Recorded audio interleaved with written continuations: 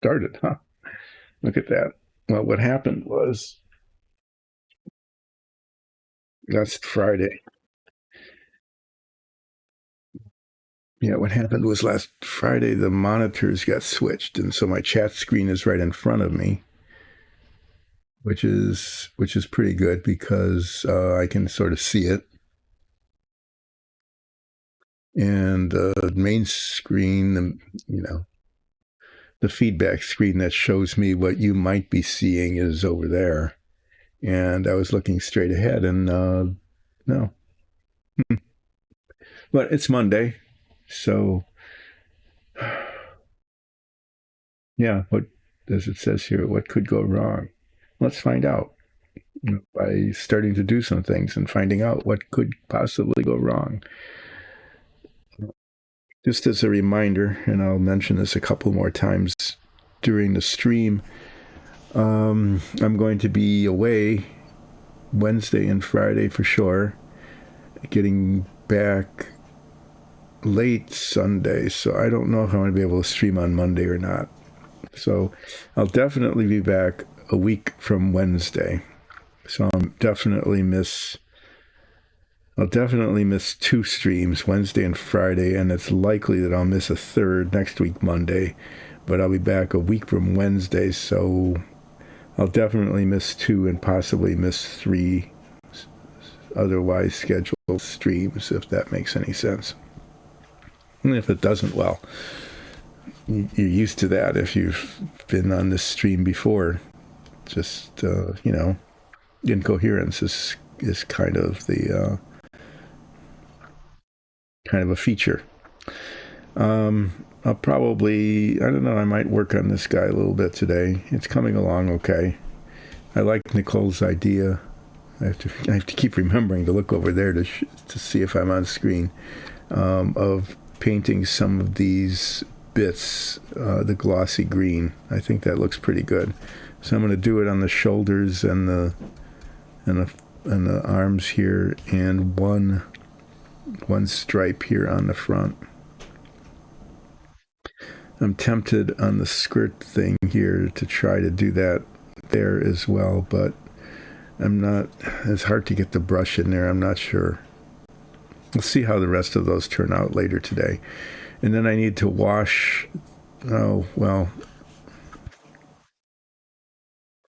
What I need to do is I need to paint the brooch and the belt buckle. I should have painted the belt buckle before. I'm going to do this in like, I don't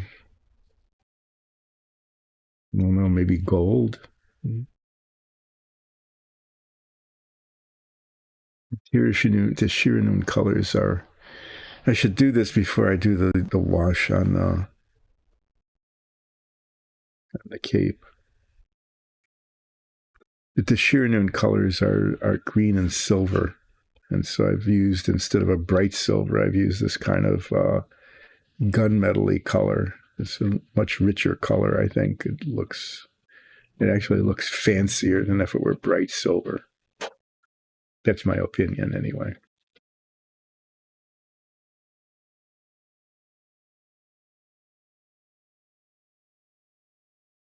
And it's tempting to do that in gold, though. I might do it in gold and see how it looks. I can always repaint it, I guess.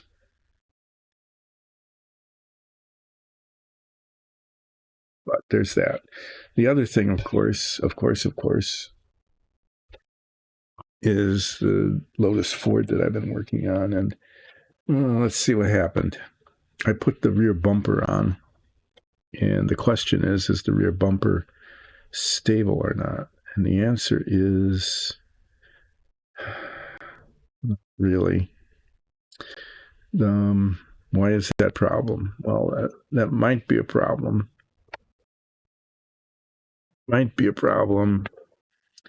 Because there's this little bracket that goes between the bumper and the exhaust. And if it actually is supporting the exhaust, well, then that's a problem, that this is all wiggly. If it's just decorative, essentially,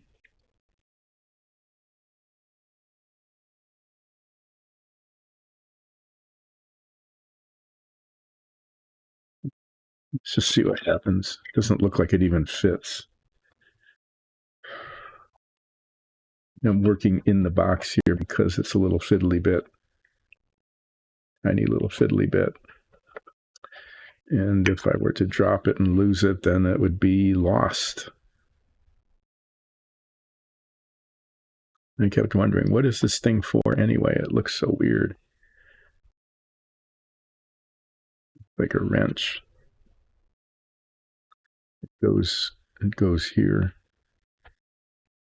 Like that. And this, it's not really sagging.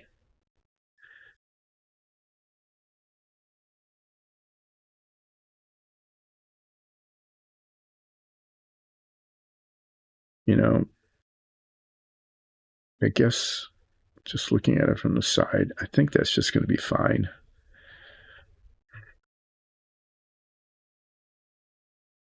So, well, let's maybe just get on with it, huh? This is supposed to attach in here. There's supposed to be little grooves that it's supposed to fit into, but the grooves,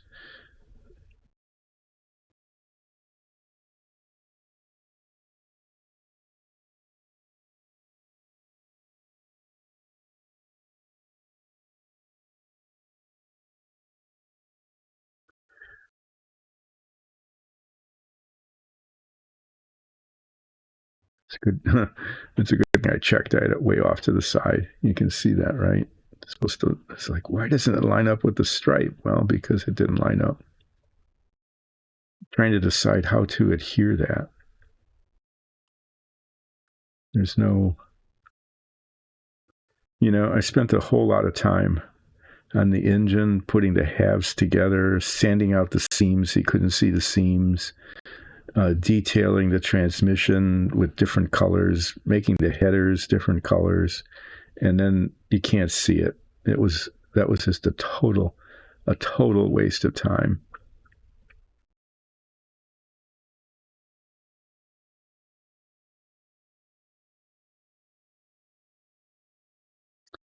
It's going to be hard to use contact cement in there because I can't see where it actually contacts.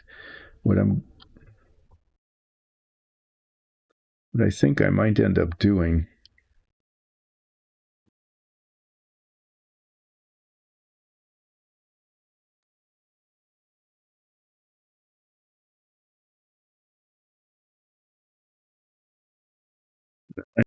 is mixing up a little bit of epoxy actually, and putting it on the tips of the little tips of the exhaust bottom. This show points there, and then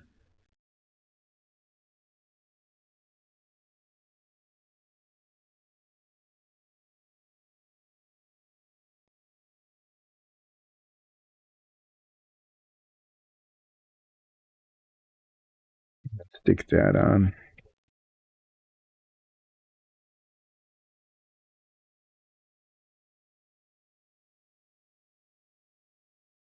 Good look, yeah. I might even use the little bits of epoxy on this.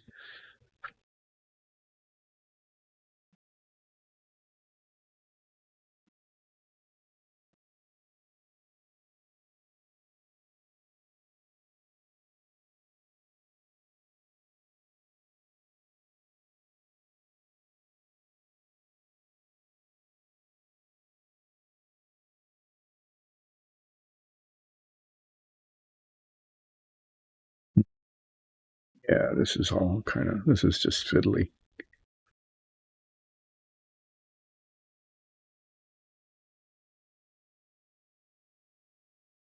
I'm practicing the installation here. Goes there, and then this comes down right in the center of the roll bar.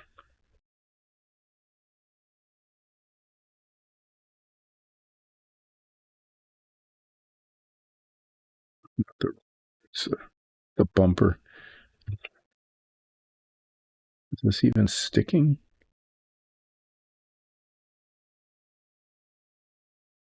Not really.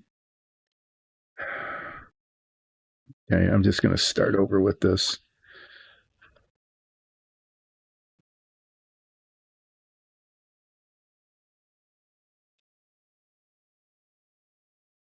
There's these little bits, these fiddly little bits right near the end sometimes, the things that look like they should be the easiest thing in the world, and then they turn out not to be.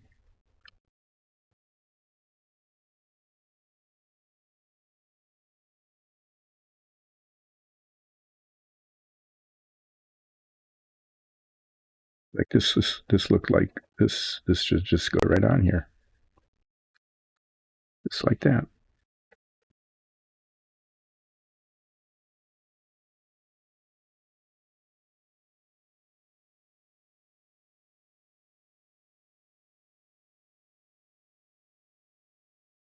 Yeah, I'm getting weird noises from upstairs. That's disturbing. Okay. Well, I'm going to do.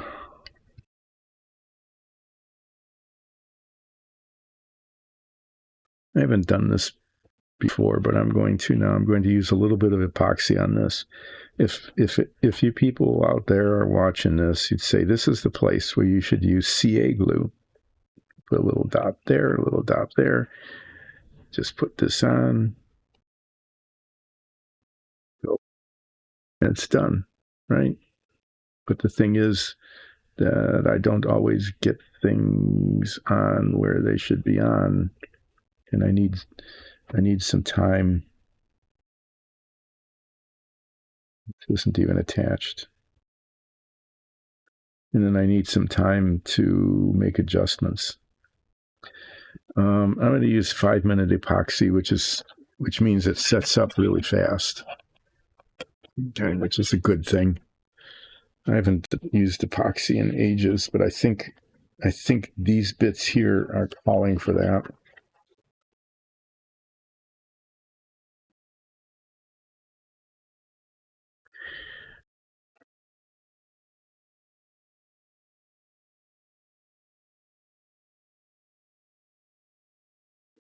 Watching this on YouTube, they're going to be saying, "Don't do it! Just don't do it! No."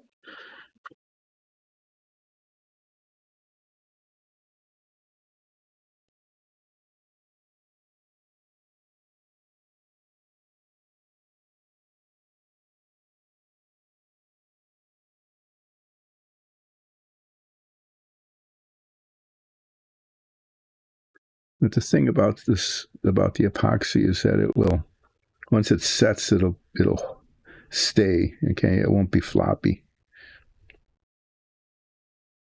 like this was. It was like the third time I tried to stick this on, and it just didn't go. Just isn't working.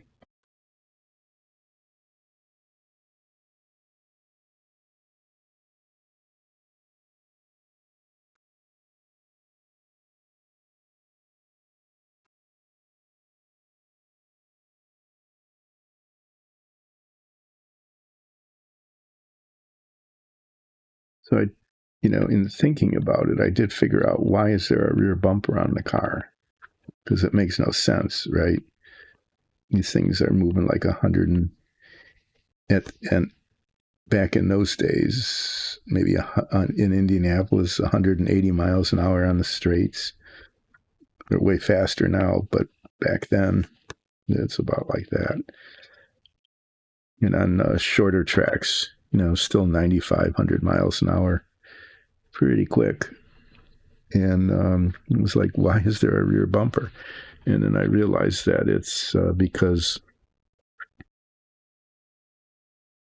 they might need to be pushed, and a tow truck or a pickup truck or some sort of vehicle would get behind one of these and push it.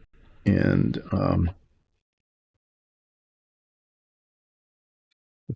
it needed something against which to push. So I'm making tiny dots, little bitty bits of epoxy here. No, I'm not, because it's not coming out.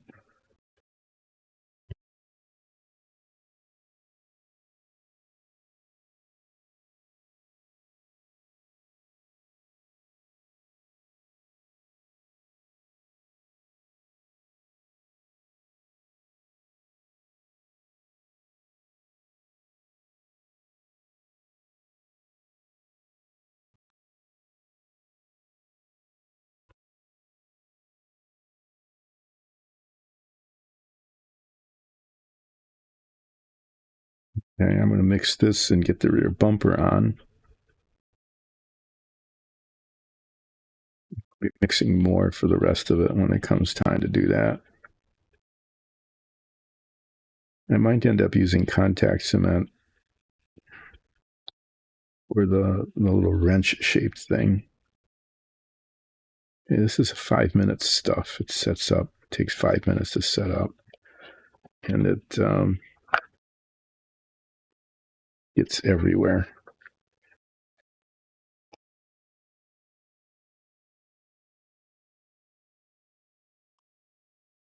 Isopropyl alcohol. We'll clean it before it sets. After it sets, it's pretty impervious to almost anything. I don't need to move real quickly because right now it's pretty liquid, very liquid.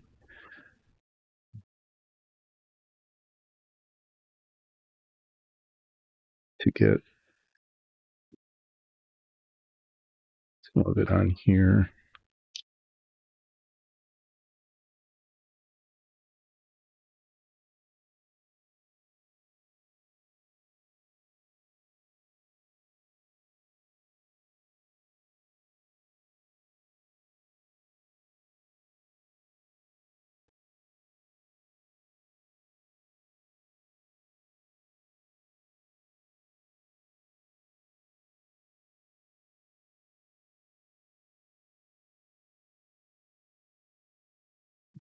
I want to put that away so it doesn't become a disaster.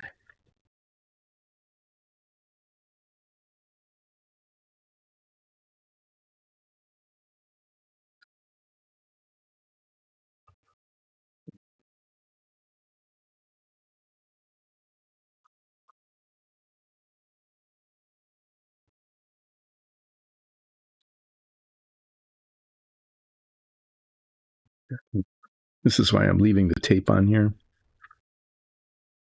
I really shouldn't. Here, I'm just going to actually put a little bit more on. I put it on there to hold it together a little bit. But then because I've been manipulating it so much, I just said, well, I'm just going to leave the tape on there. So when I keep grabbing it, I'm touching the tape and not messing up the paint.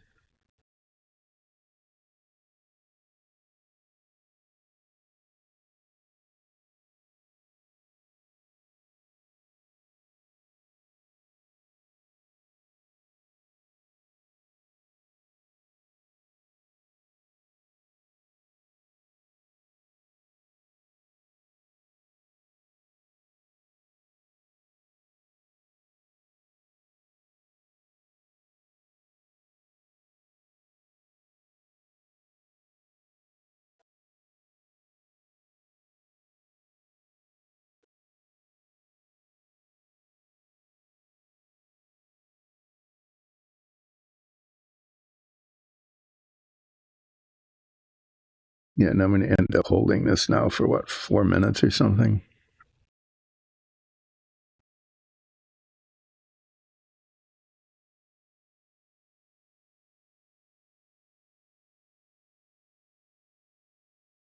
That not seriously? Is this just not making contact with the cement?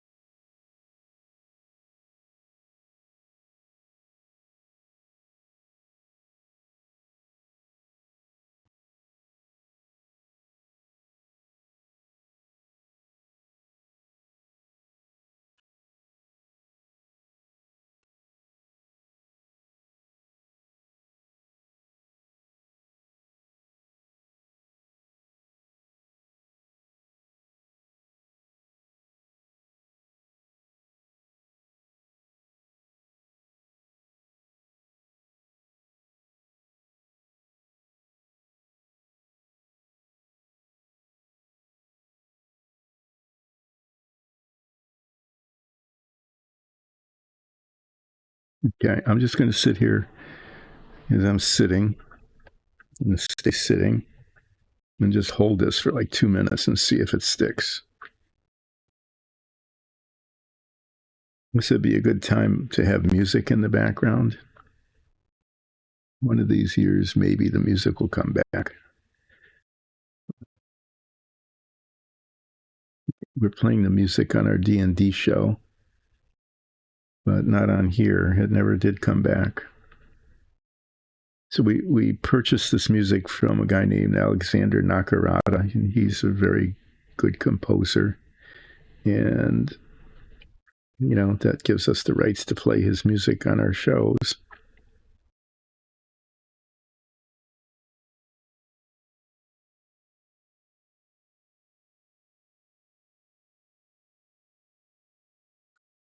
But there's always these things online. I've not dealt with them directly, but Alexis has it, where there's copyright claims for something for which there's no claim.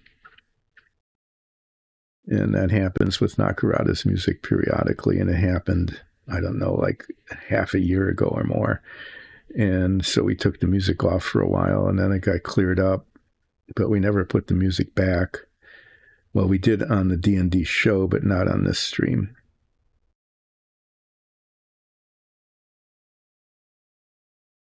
Yeah, I'm just going to count to like 120 silently so you don't have to hear it. Or I could just look at the clock.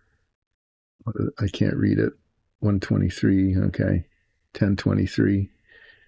2 more minutes. So when it says 10:25, yeah, another 90 seconds or so. If the epoxy is gripping at all, it will have gripped. If it's not gripping, well, then that's just how it is.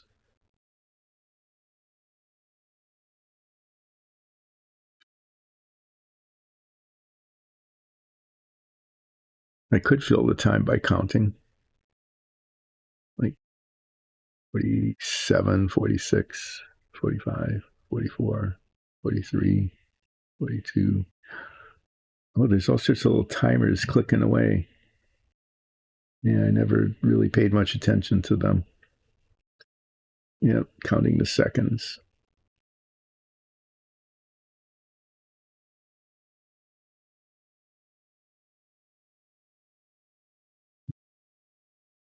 Yay.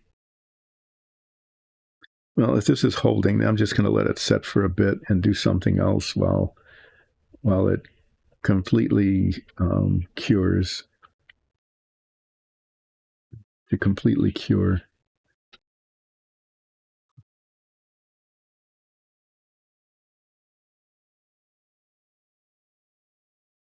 Before I start doing the rest of it. It seems it isn't falling off. So there's something to be said for that.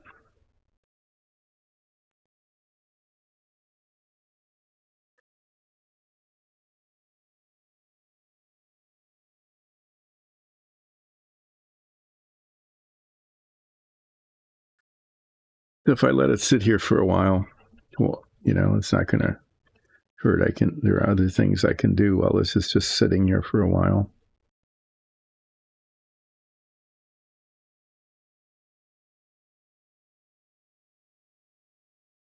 Like it's coming off. That's good. I can put this aside. What is this? This dust. That's a good thing. That's just dust. So there's this thing I was going to do. I'm actually going to try this. This could be an amazing waste of time. I'm going to. You want? I mean, how is that any different than anything else on this stream? It's an amazing waste of time. But I mean, if I'm honest, it is for everybody. But here, it's this. That's the cover that goes over the air intake and the rest of the engine that I very carefully prepared that you'll never see. Okay. And this is actually the front of it. The air goes in here and gets pushed down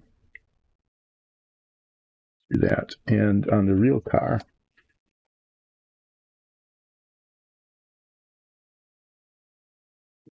these are pictures of the real car. That's where I discovered that this thing called the electronic ignition actually exists. It really is on there. Okay. The instructions, there's this little rectangular plastic piece, and the instruction just said stick it on the side of the car. It didn't say where. So I said, I don't think it exists, but I looked at the picture and there it is.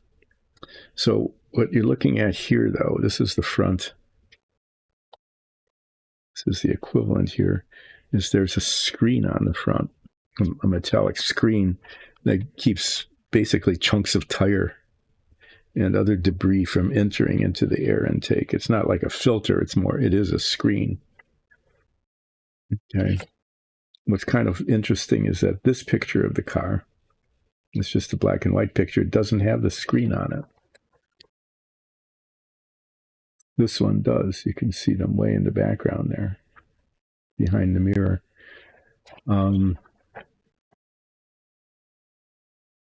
Sorry, really itchy eyes. The air quality has been very bad the last few days.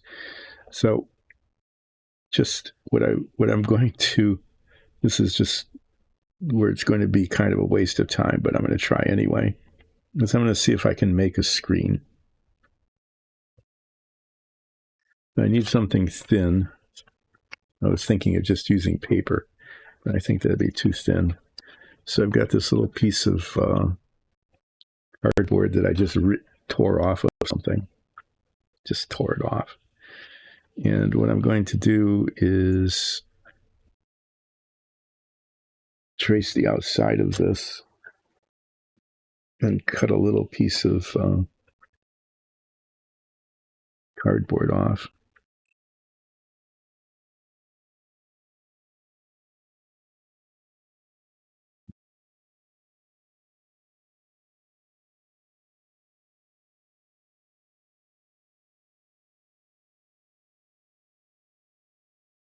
This is very nicely tracing the shape of it, but it's like twice the size it needs to be because the edge of the pencil didn't come close to it. But so I'm going to get some scissors.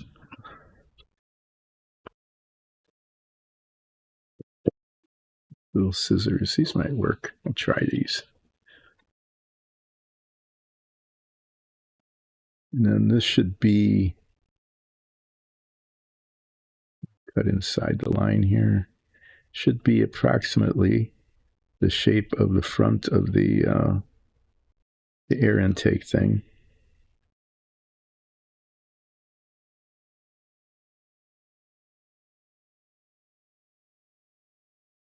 It'd be way too big, won't it? Because the tracing was way inside, was way outside.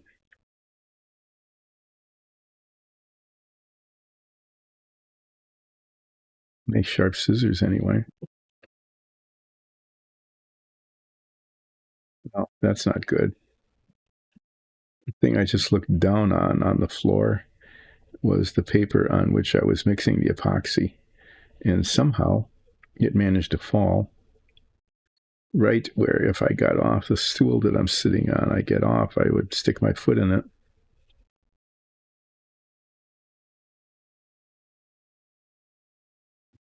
Got bunches of little pieces of cardboard and junk and stuff.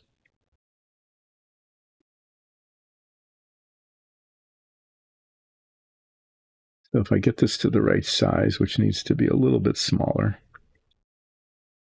okay, pretty close.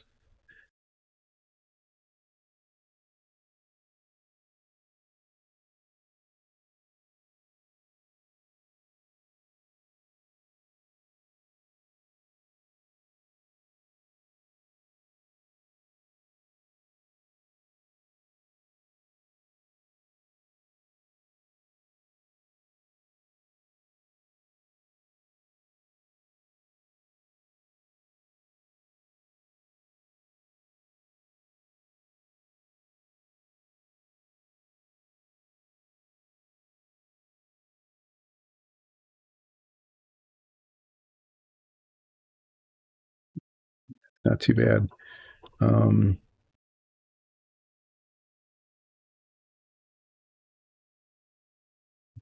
Now, what I'm going to do, when you talk about, and I was talking about a real total waste of time, is okay. So, I mean, it covers the front. That's the point. It was supposed to cover the front of the air intake, and I can paint this metallic so that it looks like the screen. But it doesn't look like a screen because it's solid, right? So what I'm going to do, this is maybe the silly part. See how this looks.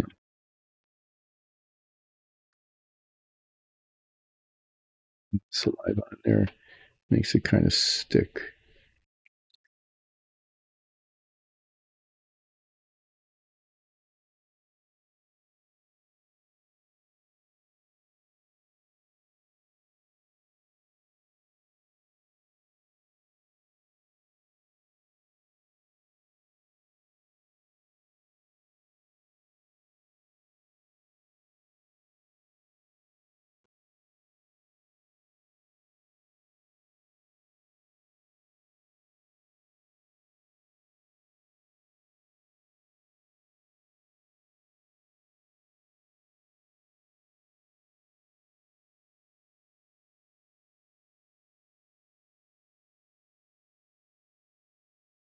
Okay, what I'm going to do is I'm wasting like a half hour is what I'm really doing. This is the point of this is to waste a half hour.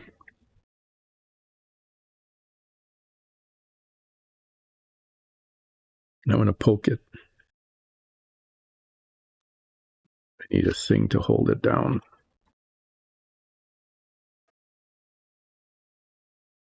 Thing will be a toothpick.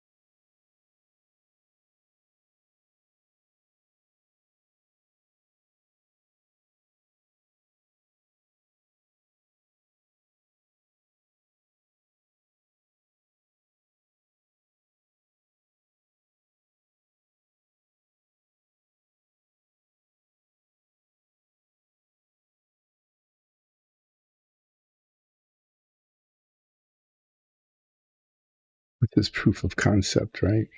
This isn't finished product.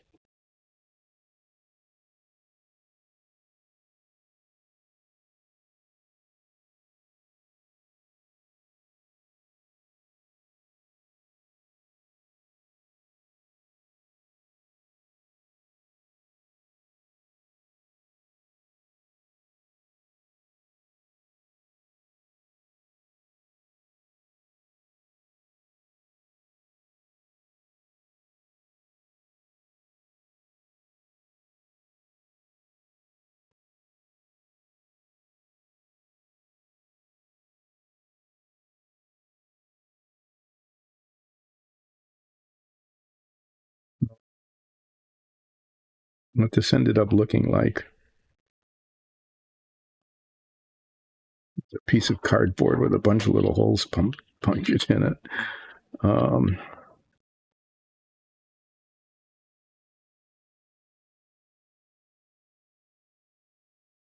sure it does what I was hoping it would do. It's that terrible, really.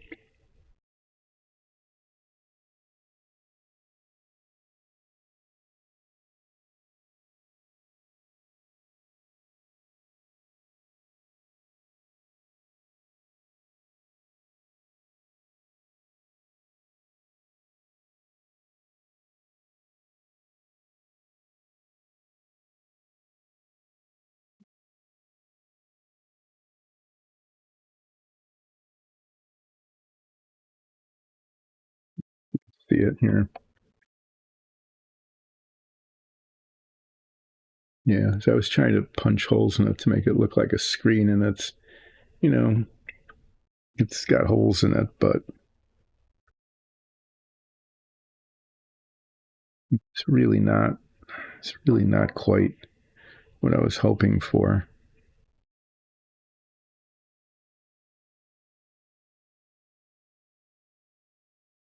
I don't know if there's any promise in that or not. I'm thinking it'll just end up looking like it's looking. It is what it is. It was worth a try. I was able to get the shape right.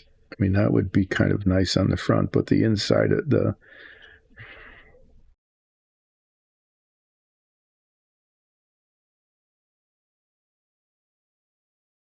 doesn't look. They're just not even enough, and that's really. And I can't get them that way really.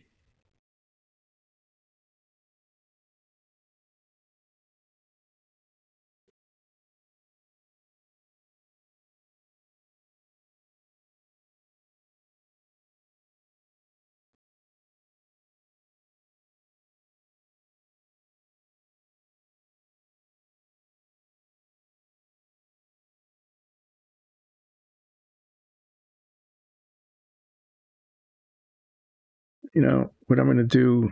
This is probably silly, but why not? Actually, going to paint this. I'm actually going to paint it silver, not silver. Silvery, and then poke at it again to see how it ends up looking once it's metallicized. Just just to waste time and I mean just try it just to see the detail on the model. That's kind of it should be there. It should be there, but it's not.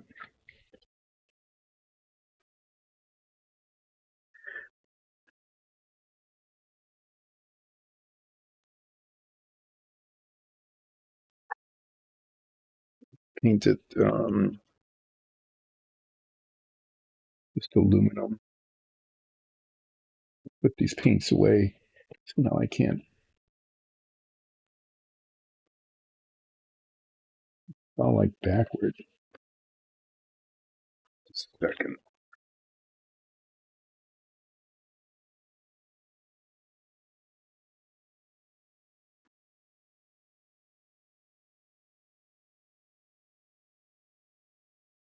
The wanted were at the back. The ones I didn't want were at the front. Grab a grab a random brush here. That's random.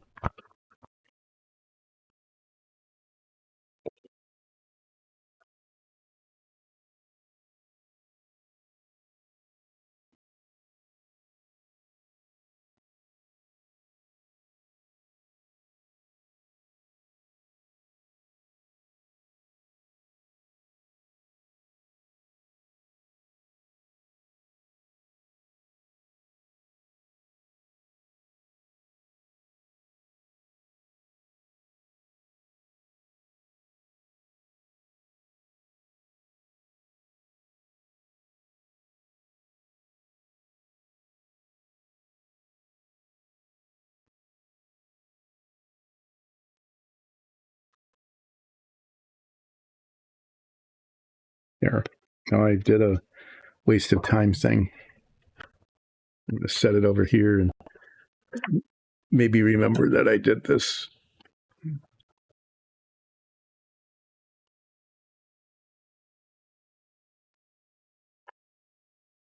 It is this really helpful little 1 by 1 block of wood out. No, I don't have a good place to put it.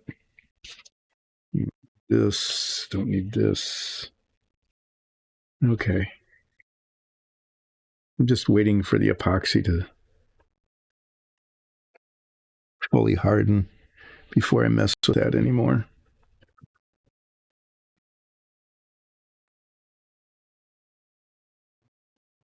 Here.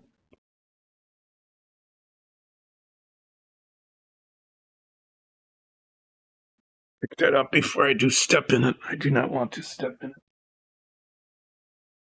it.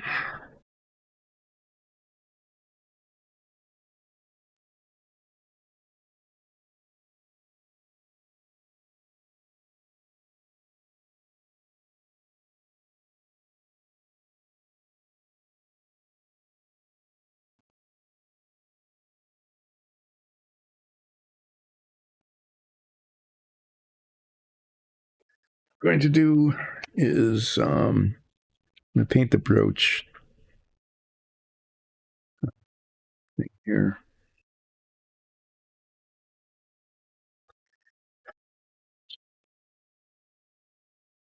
The Sheer colors are silver and black. I mean, silver and green. Hello? Anybody? Hello? Um,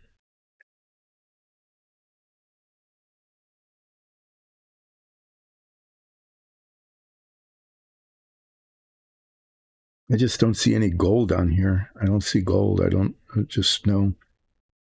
I'm going to paint it really bright silver. I think I've got a bright silver color up here.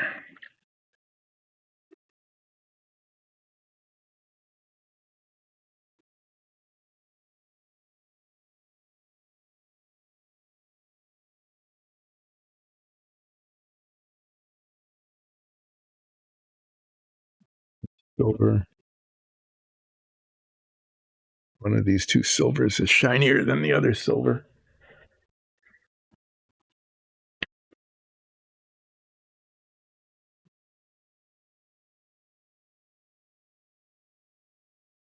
My color chart.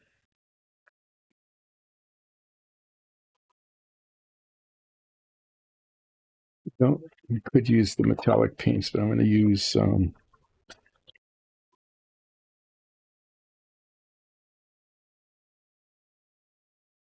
the model silver.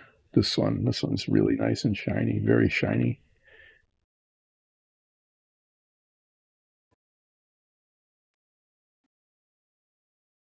Do very shiny on that.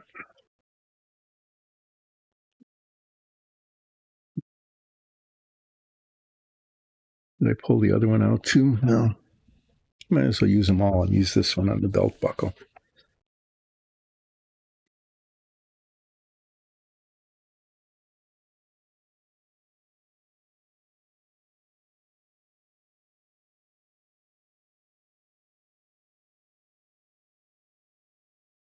I got this thing I'm reaching for over here, which is a paint. It's a vibrator thing. I can make the camera wiggle like that, but you can't hear it because the microphone filters out the noise, which is too bad. Sometimes the noise is interesting.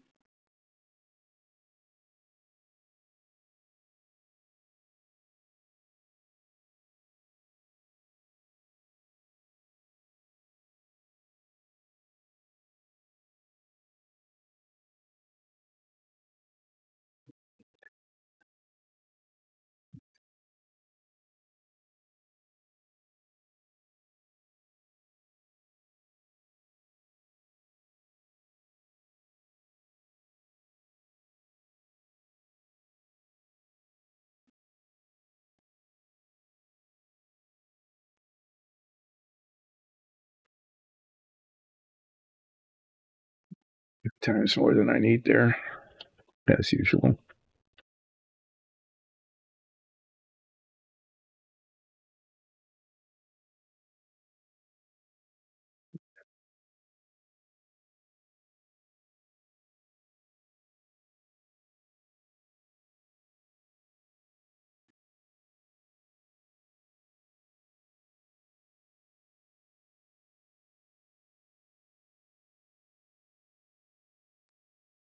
Really, just to do anything anymore, I need to put this on to get the extra light and the magnification.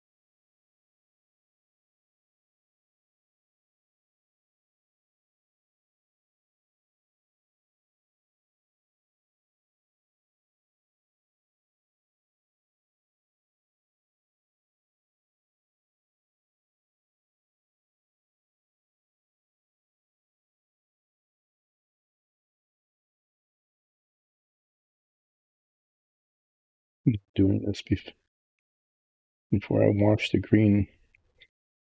Didn't get green in there.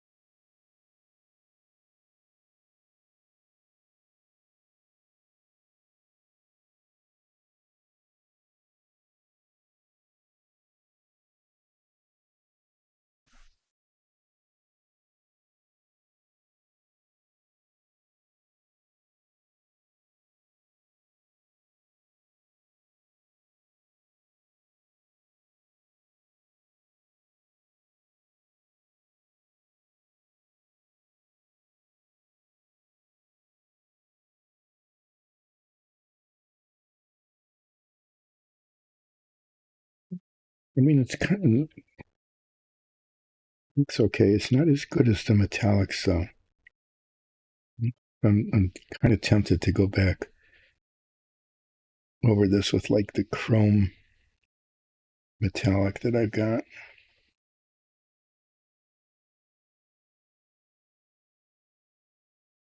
I'm going to use this on the belt buckle too, just to see how it looks.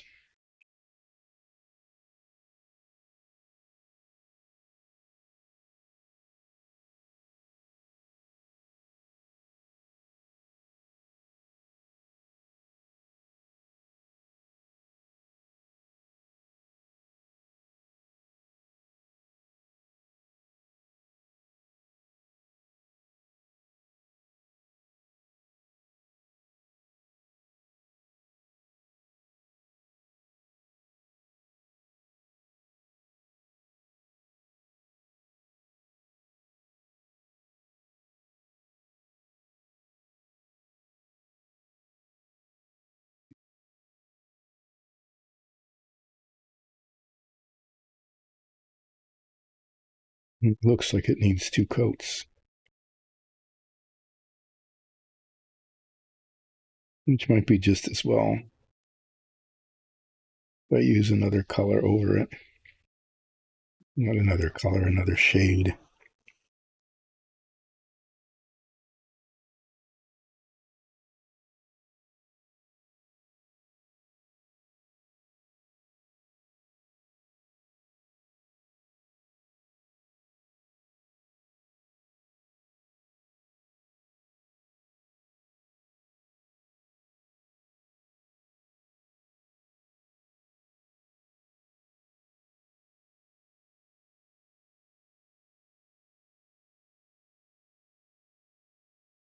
This is very gelatinous paint, which on one hand is good because it doesn't run all over the place. On the other, not so good.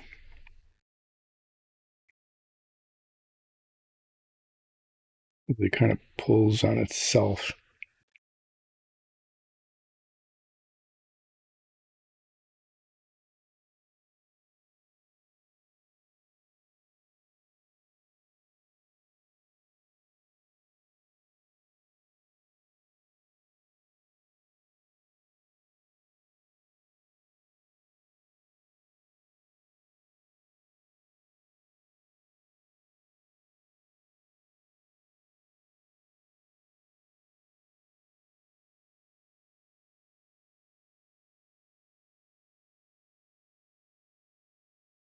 Yeah, I need to let this sit and then recoat it. The second coat of either this or some other kind of color. Some other shade is silvery. And it's important to do that, what I just did. The port finger got into the silver on the brooch.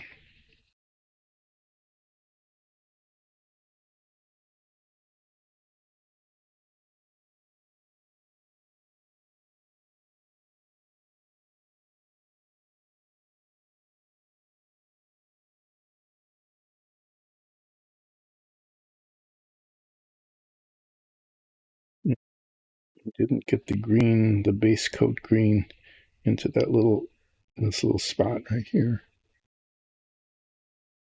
in the inside of that.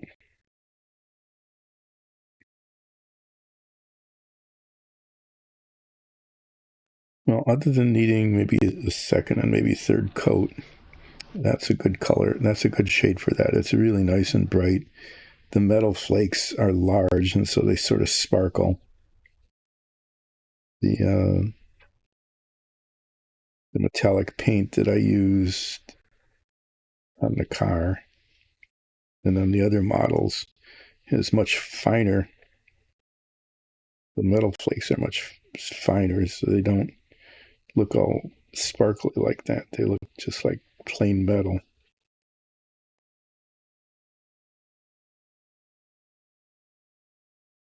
Okay, well, while that is drying, hopefully I won't stick my hands in it too often, too much. I'm going to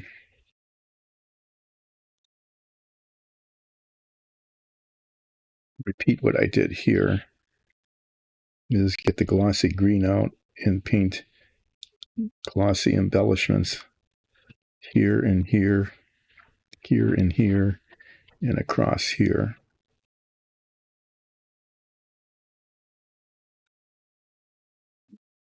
That's seeing how that looks.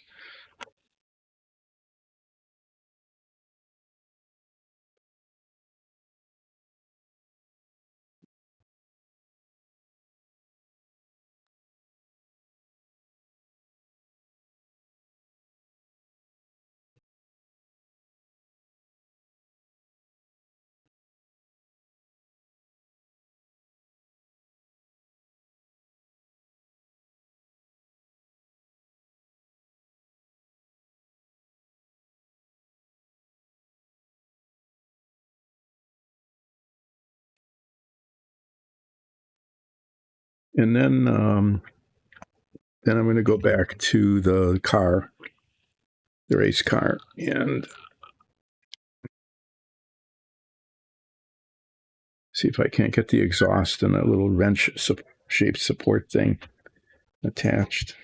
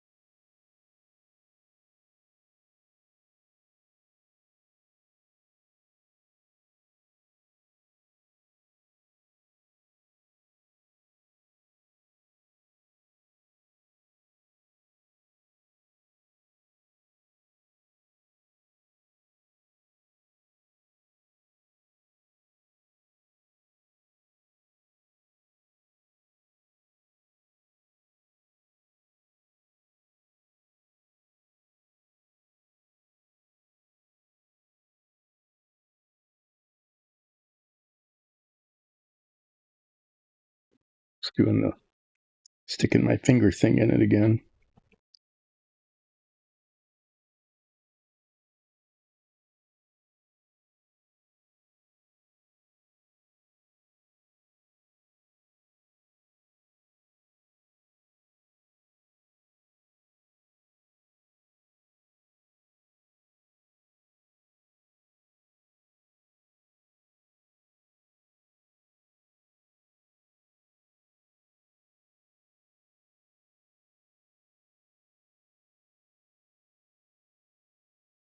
This was done on a PLA printer, and so it's actually fine lines here between the one strand and the next. And this paint is kind of interesting. It's it's kind of thick. It's actually filling it in and making it look glossy flat. It's kind of a nice effect, actually.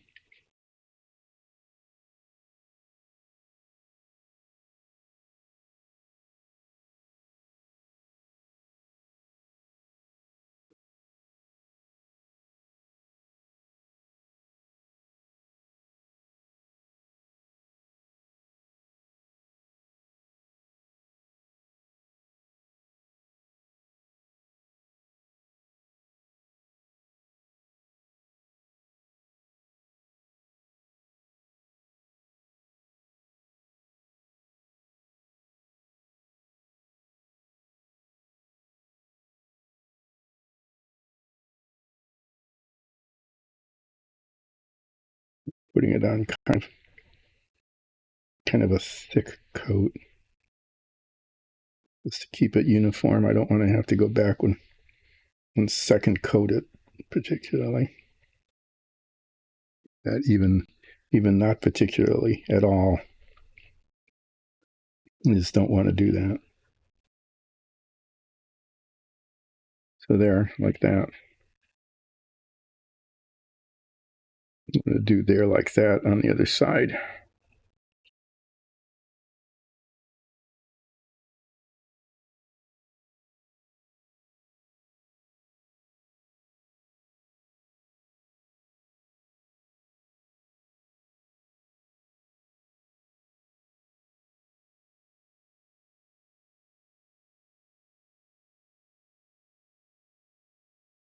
I like to use the paint in the bottle cap so it doesn't get wasted.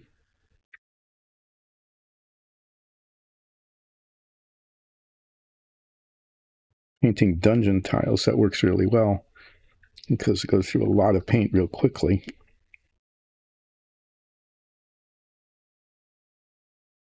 But with this, it starts to get gummy and not spreading very well. Way too quickly.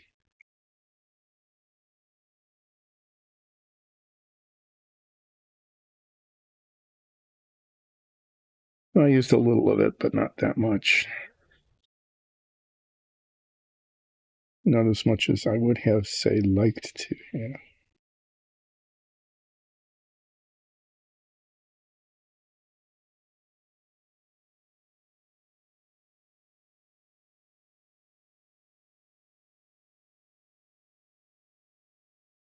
It's not as wasteful. Sticking my fingers in the not yet dry silver paint.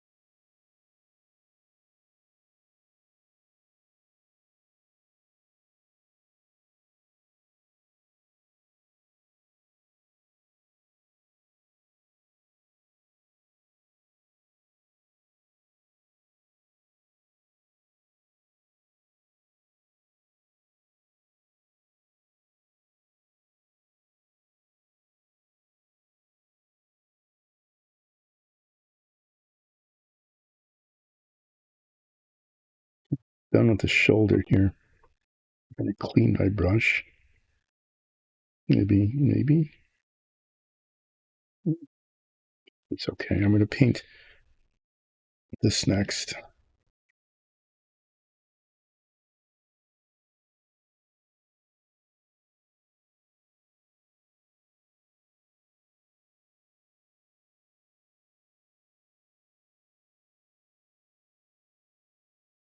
No real good clean defined boundary here.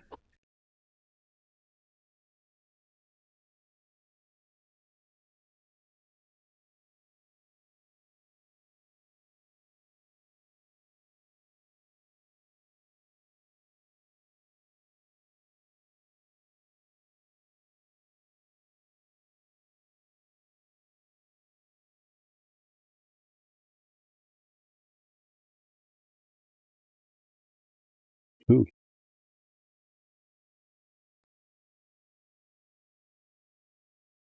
it's like cat hair or something.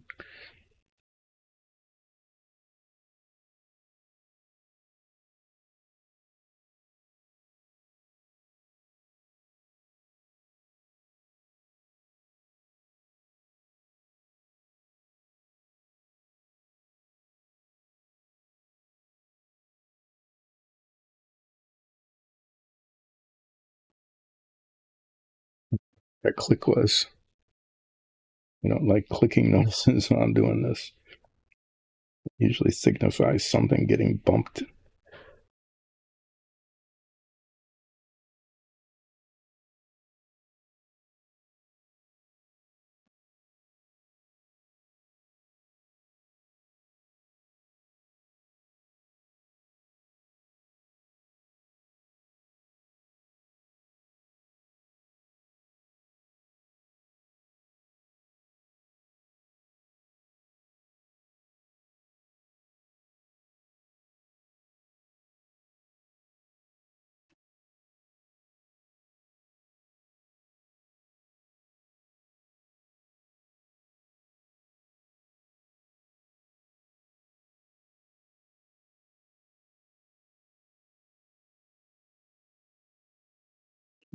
to try to get the bottom line.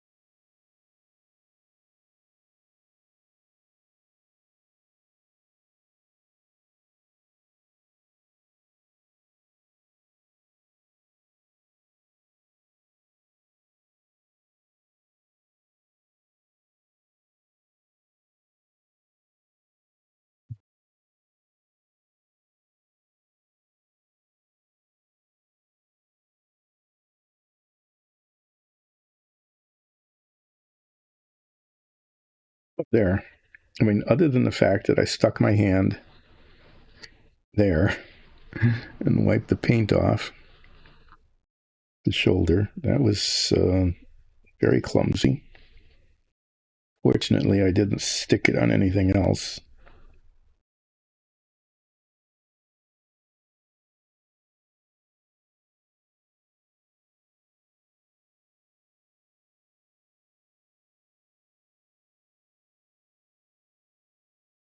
It looks okay.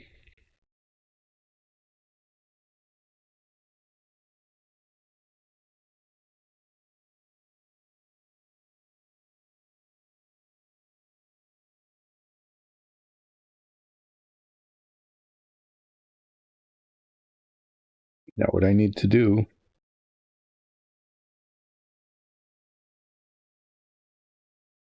is leave this alone and let it dry and clean up a little bit. Need to clean the brush, but I also. Hi, Frosty Waffles. Thank you so much for joining in. Yeah, I need a stretch and I need some coffee and I need to grump. I haven't grumped enough this morning. I'm sure I can make an arrange. I can arrange grumpiness. Well,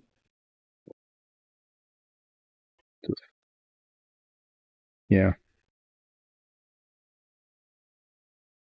really.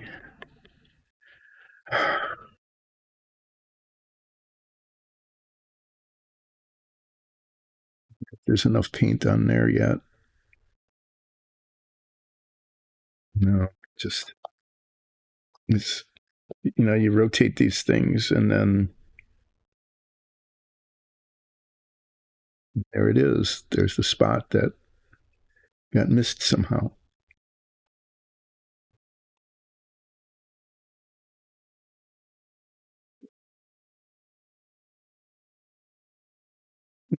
Yeah, I think that looks okay. At some point, the brooch looks good. The belt buckle's too bright. I'm gonna tone that down a little bit. I don't want it to. You can't see it because it's not facing toward the camera. Let me get the paint off of my hands where I managed to put part of my thumb into the already painted parts.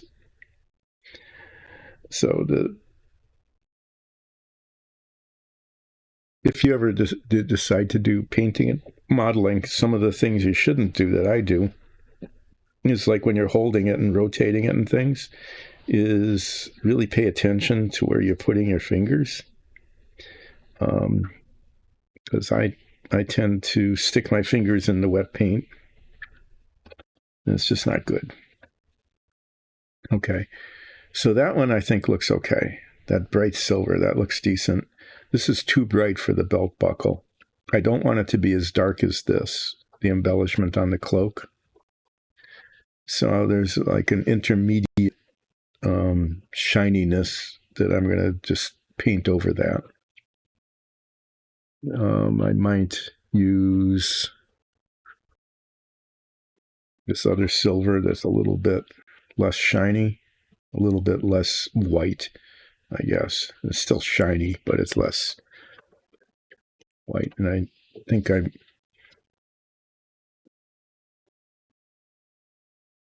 don't know how I got this on my thumb. I didn't even notice it before. That's hard to touch. Something I must have bumped the brush into it. What I need to do first, before I start doing another level of touching up, is I actually missed a spot. It's hard to see, which is good, but right in here, right inside there, when I painted the base coat of the green, I missed it. And so I'm going to do that, touch that up. Now, in case I need to retouch it in the other direction if I mess it up.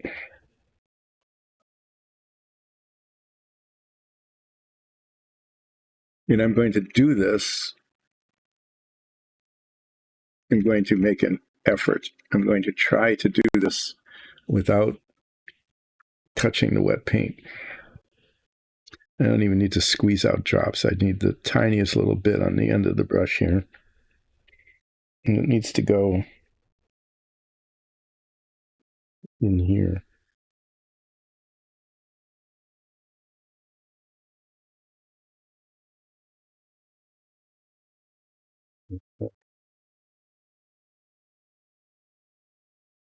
I can touch up the spots that got silver paint on it somehow like that. I have no idea how.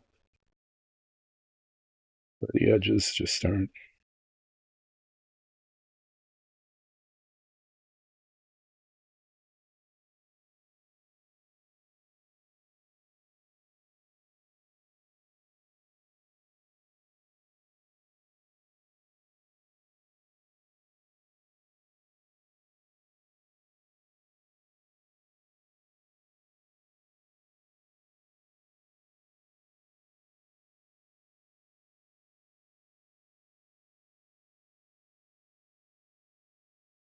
Okay, well, that's much better. And it was mostly invisible, but I could see it and I needed to fix it. Otherwise, I'd be haunted by it.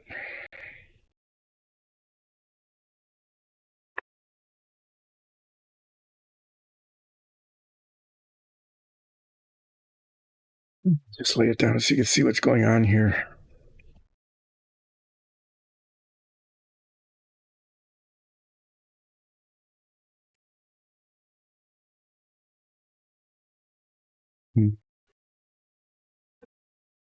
That line is not quite right. That's what happens.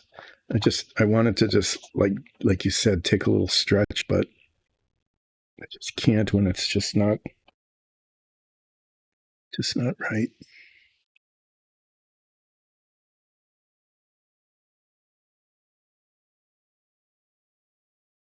There's too much paint on the brush.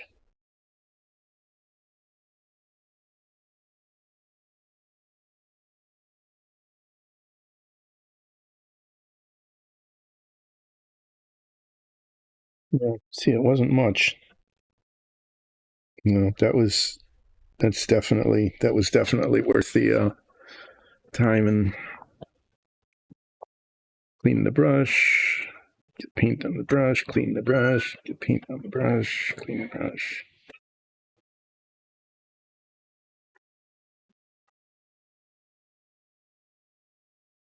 So, given how this is, and not to get my fingers in the paint, given how that's looking pretty good, I think I am going to do this bit. I'm going to do that on the, because those are that. I'm not sure I'm going to bother with the skirt part.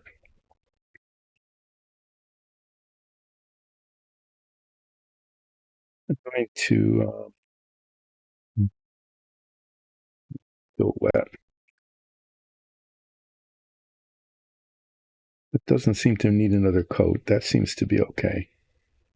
A little last thing there. What I am going to do is not grab it by the wet paint. I almost did. I almost grabbed it by the wet paint. I'm going to bring this box back.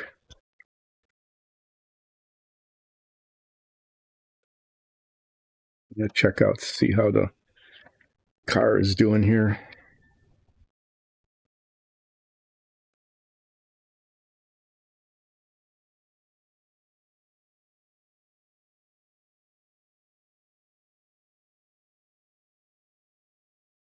Yeah, that's pretty nice and solid. Okay. This needs to go here. And then this little bit needs to go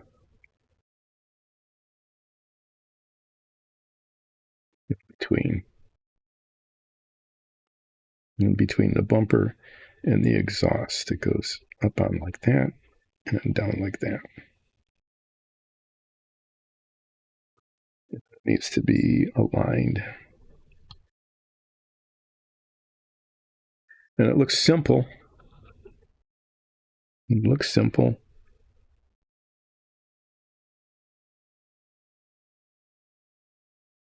I'd like to just leave it like that, without any adhesive, because it is where it needs to be. But I guess I really can't do that, can I? No.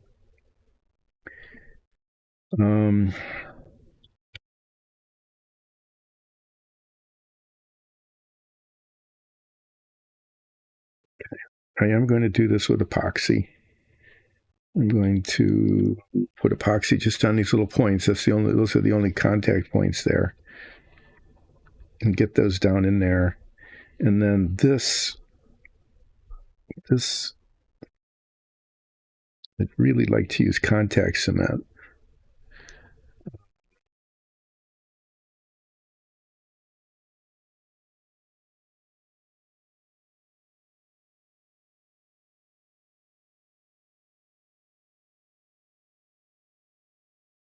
Do epoxy on this as well. I'm going to put the epoxy on the bottom of this, okay, and on the inside of this. So hopefully they won't show.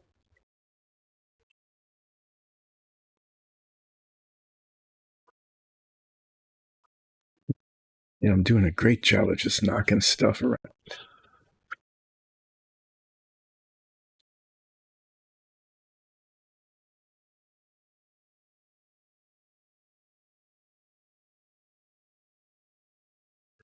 I'm using epoxy because the contact cement, I can't get it on the spots where it needs to contact very well.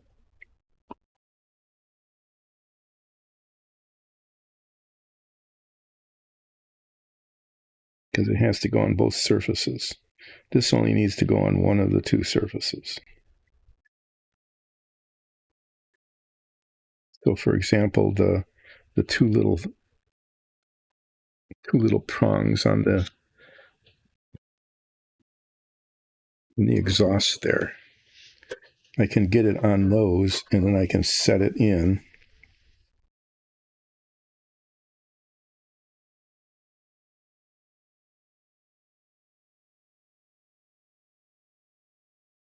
I can set it in, but I can't get the contact cement into where it goes. And just mix this together.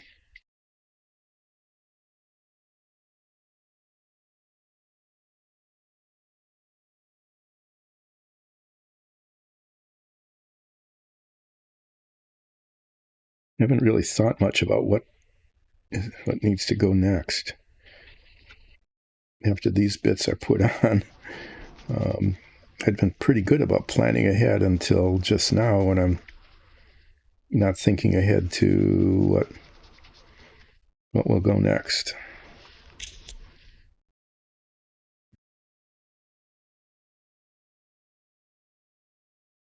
So these little bits, can you see this? Yeah, I guess kind of. I could bring the camera down, but these little bits right here are the only contact points between this and anything else on the model. And so I'm going to put a blob of epoxy on there so that hopefully it will touch something and hold.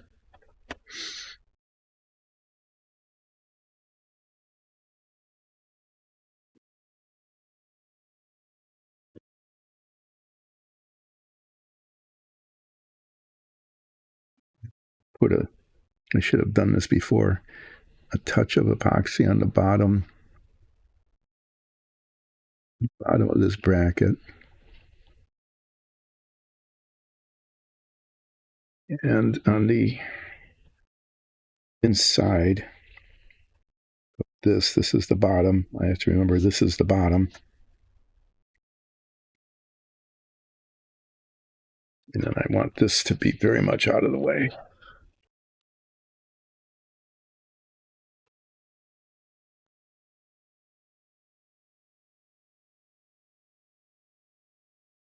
So this grabs there, and this goes right in the center.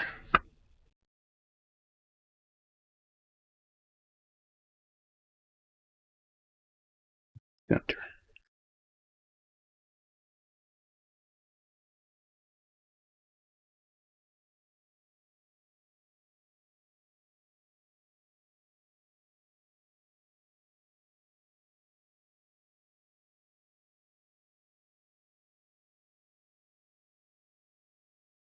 I'm just getting things lined up here. If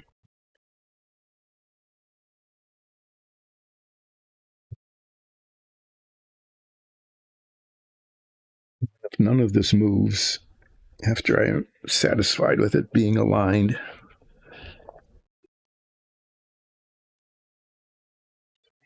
I'm doing my alignment from hi.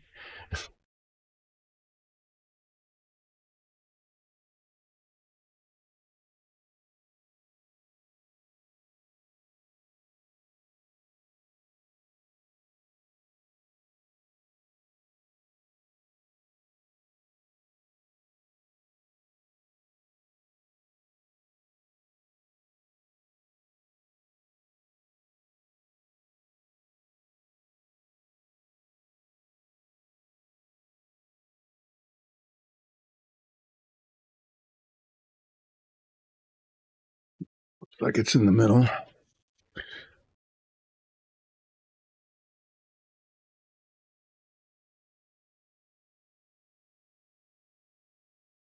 That is as much in alignment as I can get it aligned. But now I need to very much not touch it. Just not touch it anymore.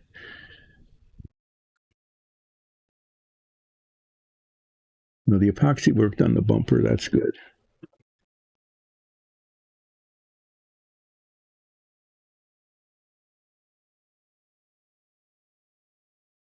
Okay. Well, I just need it to hold mostly, to not fall apart.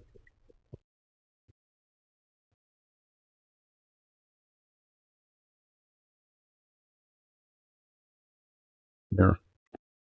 And that can't be touched now for like 15 minutes. It's supposed to set up in 5 minutes, but let's give it some time.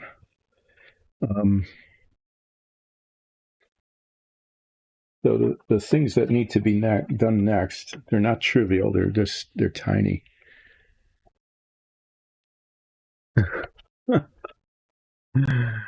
Oh, definitely chaotic things I'm on in terms of alignment.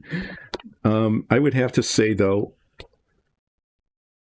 It's definitely not chaotic good. I have to throw this stuff away. Sorry, I have to. Otherwise, it's going to be. I'm going to stick my fingers in it or something. It's going to be very bad. I'll be right back. There.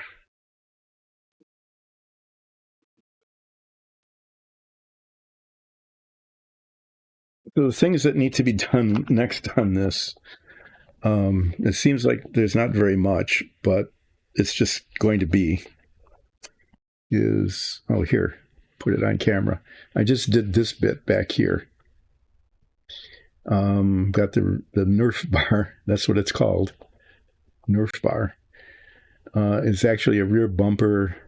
I was thinking it was, I'll just keep saying this. It seems really silly to have a bumper on a car that if somebody hits it, they're going to be going at least 100 miles an hour, and smashing into it.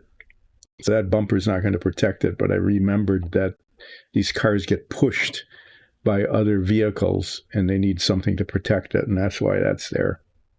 And then there's this tailpipe support that actually is supporting the tailpipe. And these pieces are now attached. So what needs to be done yet are these long bits here that go between the rear suspension and the body up here somewhere. I hope that those, and they end up looking like that.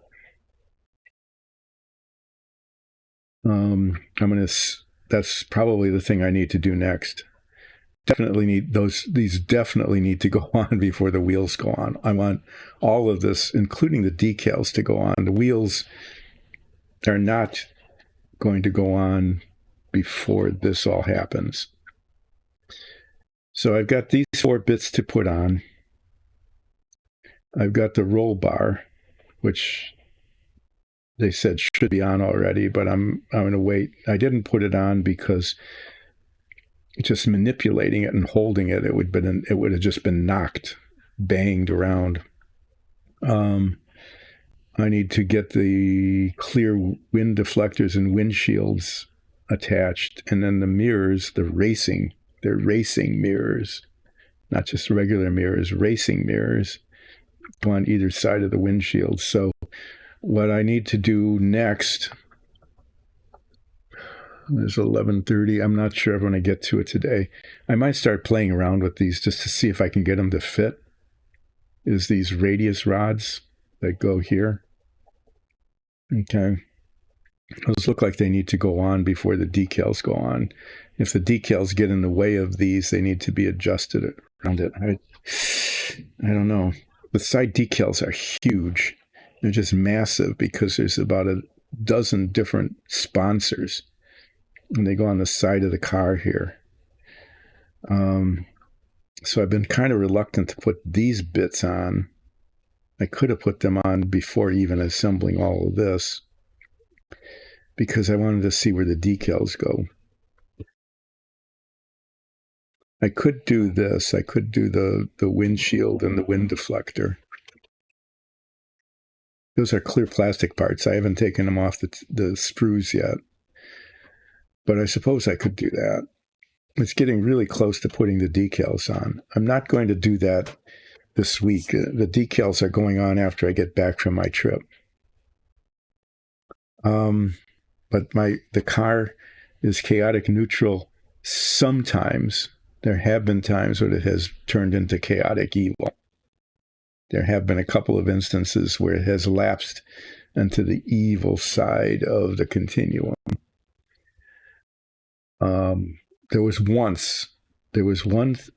bit way back when I was working on the Apollo stack, ages and ages ago. The very first part I did was the escape tower. There was one bit when I put these little doors on that I kept testing and testing, and they never ever fit. And I said, okay, I just got to do it. And I put the contact cement down, and I put them on, and they just worked perfectly. There was this tiny little blip of chaotic good that has never really been repeated. Okay, well, I think, if I'm going to work on the car at all yet today. I'm going to get the clear parts out.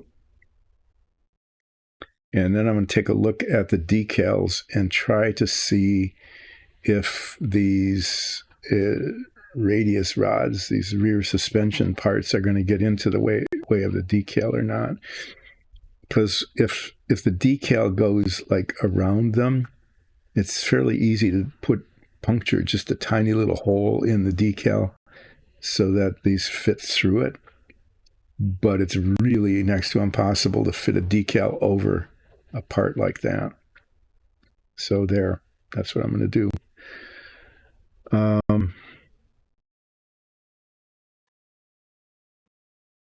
The other thing I'm going to do, I'm going to go back to this guy. And I've been painting the glossy green armor embellishment, which looks pretty decent. And I'm going to put it on the arm. And then I think this is going to have to be the shiny green also.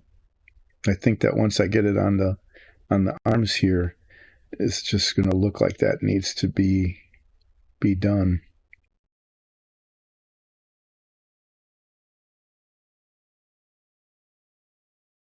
And I want to paint this a different shade. I'm going to do some more glossy green painting. I'm going to get my stretch in. The Amma you play today, or is it just every other week?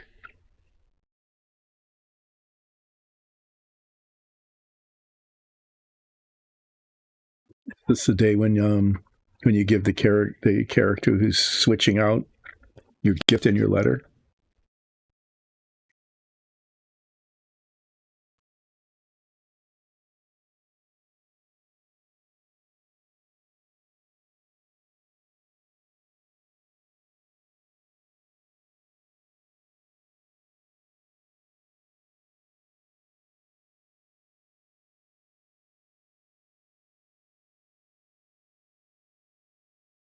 I need to put the head magnifiers back on. I am discovering my vision it is not like super chickens. Supervision.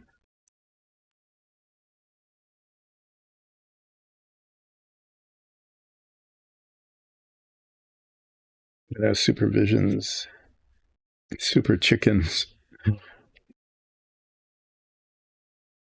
Companion says, no, super chicken says, if I had any supervision, I wouldn't be in this mess.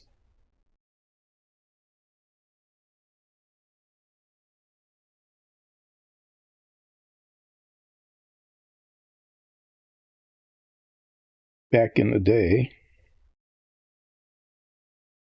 we had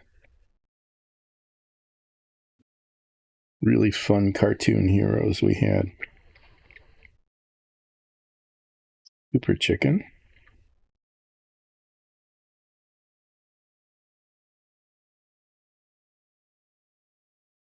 There's something by a stranger when you think that you're in danger. If you think that you might take a licking, all on Super Chicken. I'm not going to make well, I will. Bok, bok, bok, bok, yeah.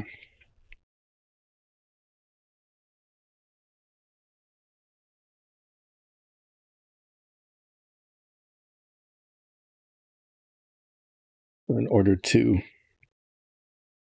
get his superpowers, Super Chicken had to drink secret sauce, which came in a martini glass with an olive. This was a kid's show.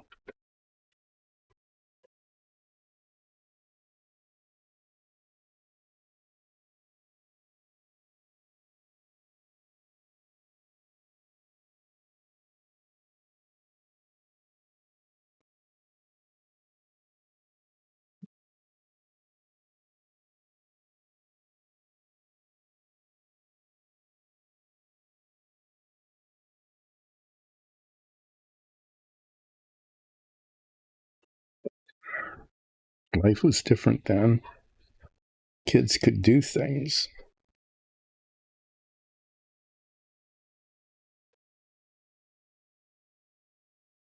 Spent hours at the vacant field 2 blocks from our house. Come home when the street lights go on. That's how we could tell it was time to go home for dinner.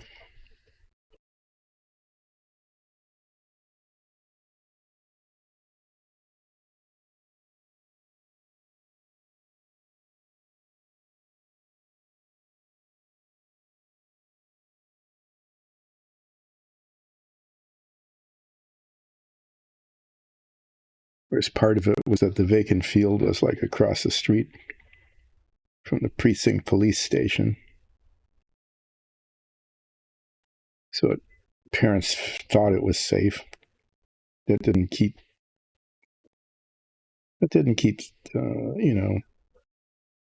petty vandalism and experimentation with explosives from happening.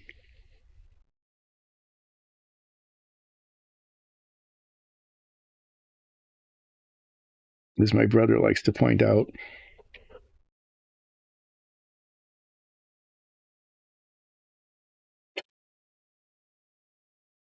we were, young teens. It was actually possible. You find this pretty amazing. But he actually did this, so he knows that it is actually true. It was possible to mail order. We did have mail order then. The ingredients for nitroglycerin, because he did that. I mean, and these are not benign chemicals. They're nitric acid and sulfuric acid. I mean, glycerin is glycerin. That's not a big deal. But it was possible to mail order fairly large quantities of fairly concentrated nitric and sulfuric acid,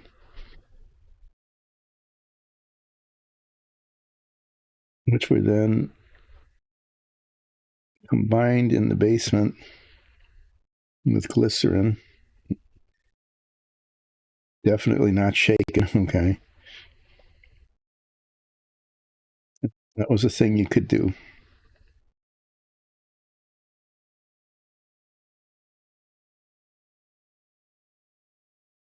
If it's possible. I'm not even sure it's very, very likely, very possible to even buy that kind of stuff at all anymore, unless you're like a licensed, certified factory or something.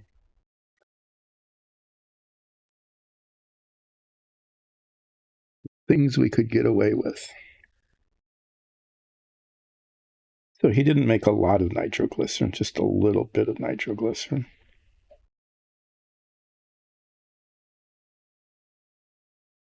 Which he then took down to the vacant lot that I was mentioning before. That was across the street from the police station. And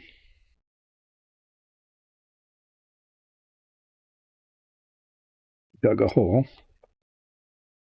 and set it off.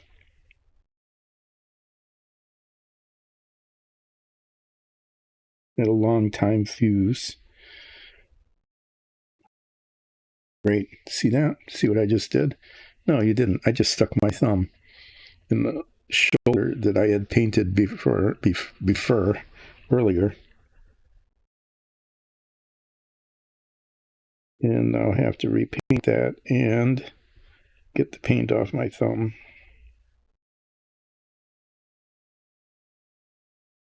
How many times do I need to teach you this lesson? There, I got my little finger on something somewhere. Somewhere there is a bright green painted surface, a little pinky mark on it.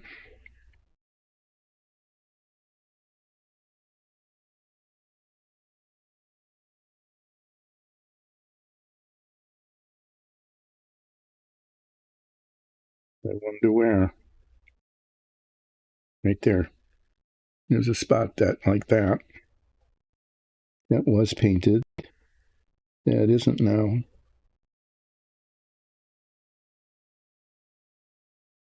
It's just inevitable. It's totally inevitable that I will do that.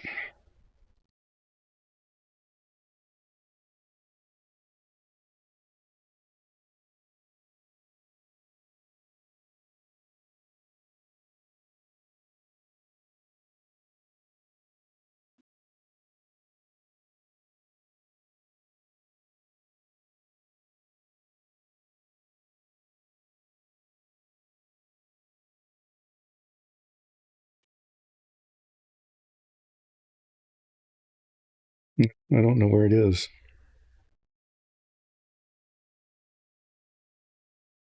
I didn't know what that one was because that.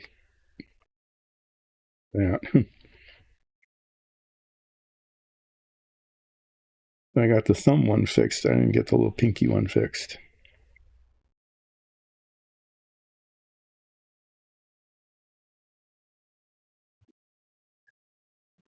Clean up the paint. I need to clean up the paint.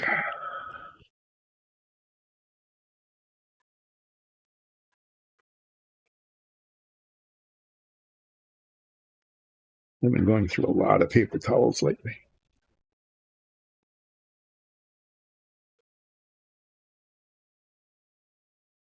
So they put a long time fuse on it and then went across the street to the playground. There was a little kid's playground.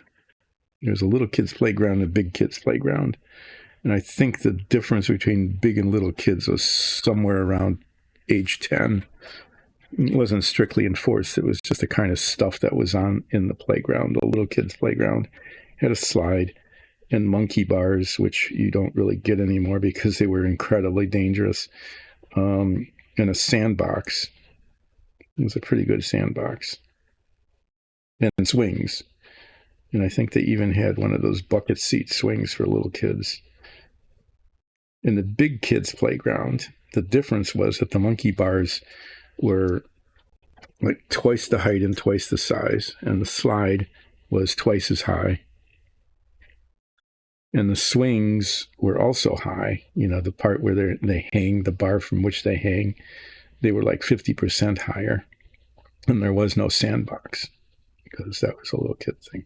That's the difference between the big kid and the little kid playgrounds. Well, the little kids' playground was across the street away from the police station. And they went there and they were just sitting around pretending to be little kids at the playground. There were benches there, you know, some place to sit. And then the thing blew up. And it blew up, I think, probably a little more than they expected it to blow up. But it was a pretty good explosion. And, you know, being right across the street from the police station, they heard it. And so they went over and came along and said, "Hey, you kids, what do you know about that explosion?" "Oh, no, it like blew up. Boom. Didn't you hear it?" It's like, "Yeah, we heard it. That's why we're here." "I don't know. I didn't see anybody. I didn't know anything about it." They couldn't pin it on them. So they got away with it.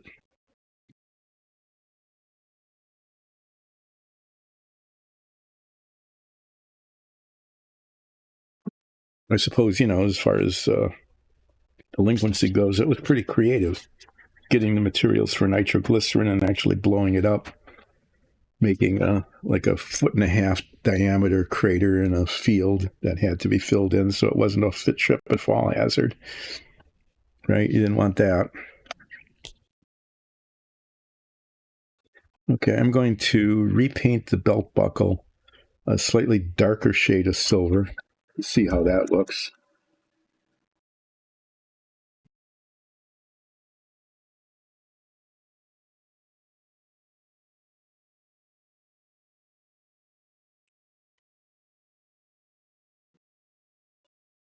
Making room for my palette thing here. I have to keep remembering to look over to the side to see what's on camera or not, because this changed the my chat screen is in front of me now, and I made it even bigger, so I could pretty much read it without my glasses.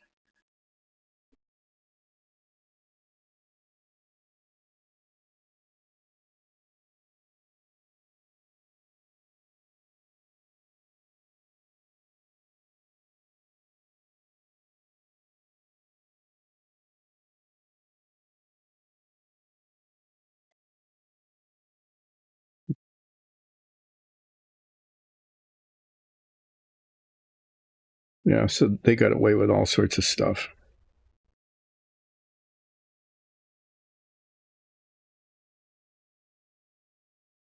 My brother was much more creative than I was, and did exciting things like that. But that wasn't the point of the story. The point of the story wasn't to talk about what my brother got away with. The point of the story was to tell you that there was, in fact, a time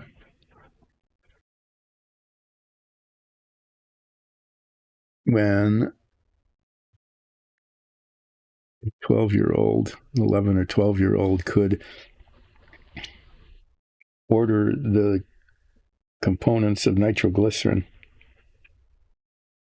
and actually have them delivered.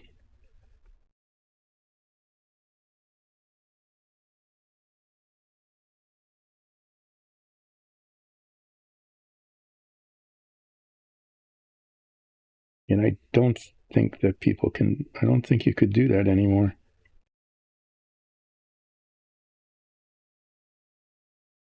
I don't know. I haven't tried it. I suppose you could try it. Go ahead. Adults.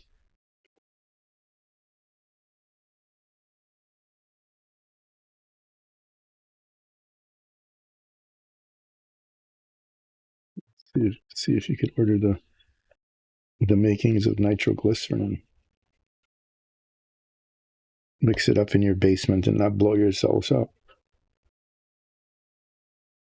Not blowing yourselves up part is really important. I would put some real emphasis on that. That if you were to, to do this sort of thing that you really shouldn't do. I'm not recommending that you do that. What I am curious about, though, I am seriously curious about whether or not it is possible to order the components of nitroglycerin like he did when he was very much not an adult. I don't know how he paid for it. I have to ask him sometime. I mean, there weren't credit cards then. Was it like COD? You don't even know what that is. That doesn't exist anymore, I don't think. COD was common. Collect on delivery. And places would just send you stuff.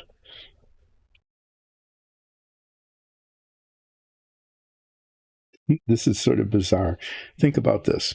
Collect on delivery. What that means is that you buy something and a place sends it to you, and they expect whoever delivered it to collect the money and forward it to whoever sent it.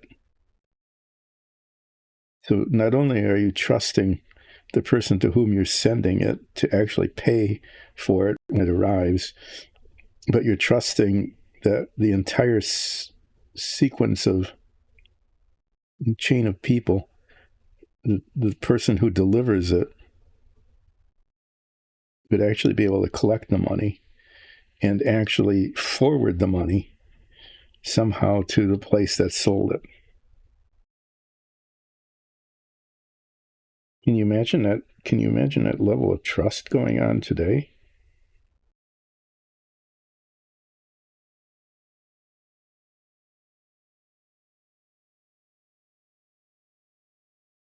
or even taking the risk. Hey, Amazon drivers. Oh, yeah, that's something you want to do, right? Hey, Amazon drivers, besides just delivering this stuff anywhere, I want you to go up to the door, collect the money from the person, and expect that they will just give it to you in cash because that's how things were done. And that transaction will go well. And then we want you to bring the money back and give it to us. Yeah, well, thinking about that, just saying it out loud, it just sounds totally bizarre, doesn't it? That a thing like COD would exist, and that it could happen today. The collect on delivery. I mean, maybe there are places where it still does. I don't know. I don't know for sure. But it just seems like the kind of thing that just would be not happening. That it just wouldn't be a thing nowadays. Okay, I'm liking these embellishments. That was a really good idea that Nicole had to put these bright green plate bits. But I do have to say, as I feared, that it now looks like this needs to be done too. And those are harder to do. They're harder to get to. But I've got an hour, and I might as well. I'm just going to do that, or at least give it a go. Gives me yet another opportunity to rotate this and grab it and stick my finger in wet paint.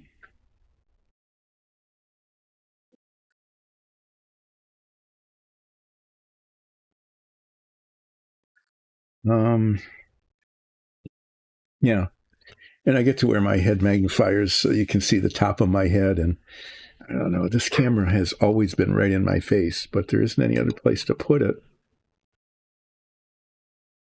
If I sit over to the side, I can try that. I could sit over to the side a little bit and turn this way toward the.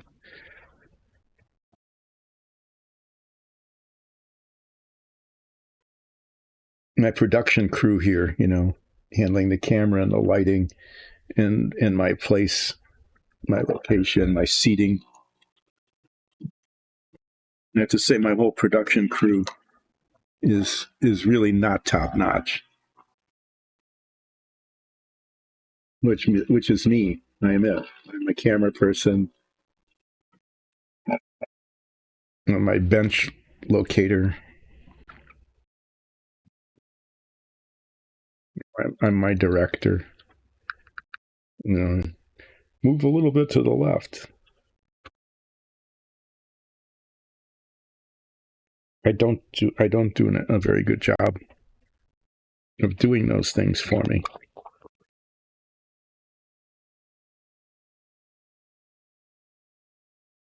Okay, now I need to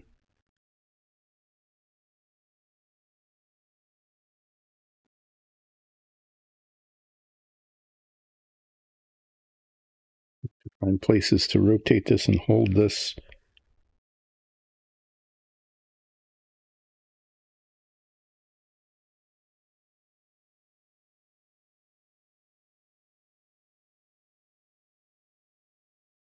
This is one of those bits where if I were to start over, I would have done this first. One of the things I've been kind of learning is do the hardest part first, not last. Maybe not very first, but near the beginning, because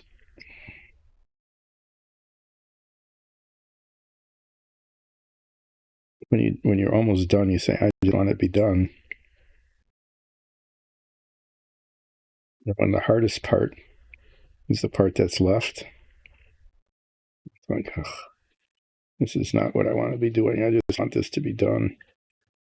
So I would say not do it first, because you want to do maybe the easiest part first to make sure that the paint is working for you and the brush is working for you and your hand is steady enough.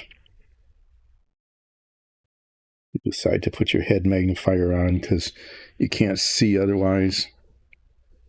Okay.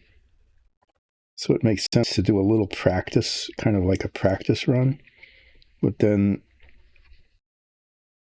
do the hardest part after you feel like you're a little, like you think you're being competent at it, like it's going okay.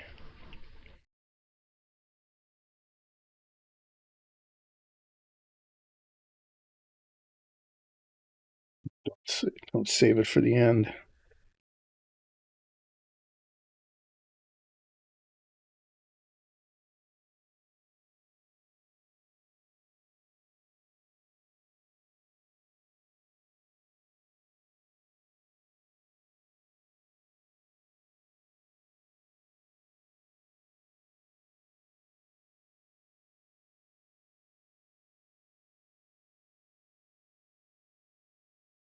So yeah, if you got stuff to do,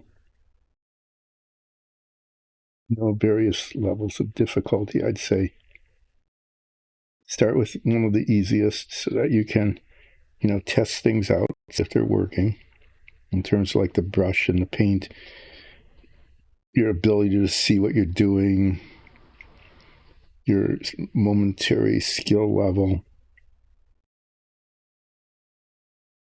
That goes okay. Then, just get the hardest part done and get it out of the way. I'd really recommend doing that. And then you can finish up with like the second easiest part.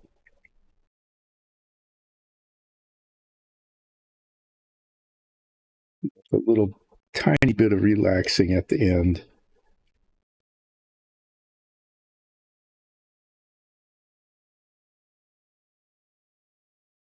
I didn't do that here. What happened was well, I don't know if I really want to do that. That's not going to be very easy. And so I didn't. And I said, yeah, I really need to.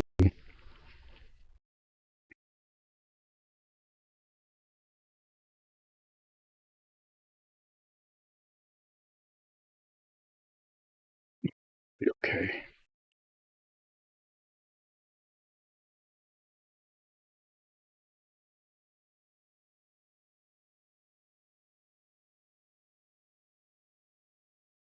Sure, it's entirely possible to get I guess it is, rush in there at all.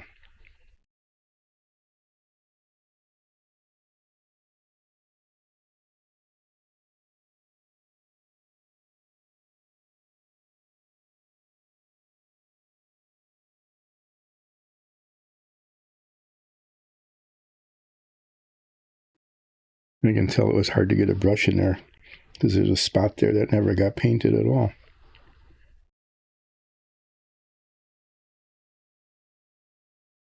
Doing more dabbing than brushing because it is seriously difficult to reach. It's because this is another thing that happens is that because it's behind something else, um, I just don't know where to focus.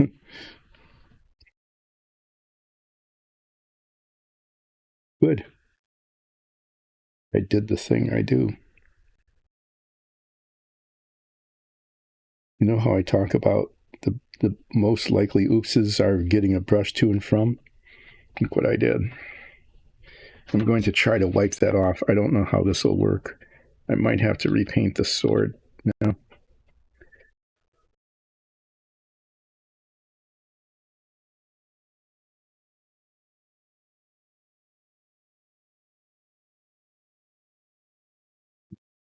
Looks like I salvaged that.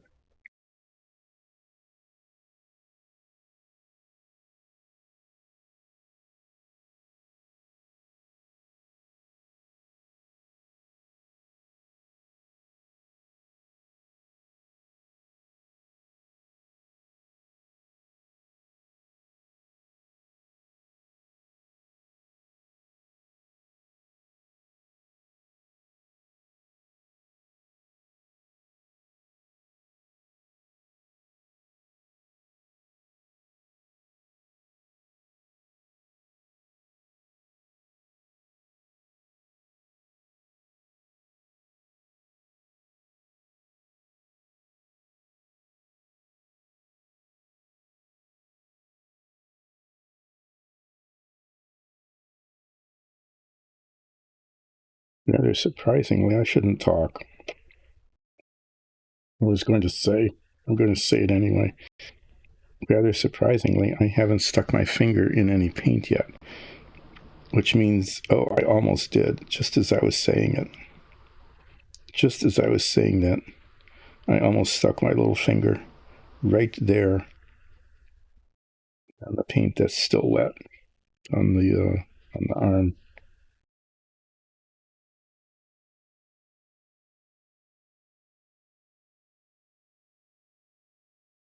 Just as I was saying I almost did it, I almost did it again.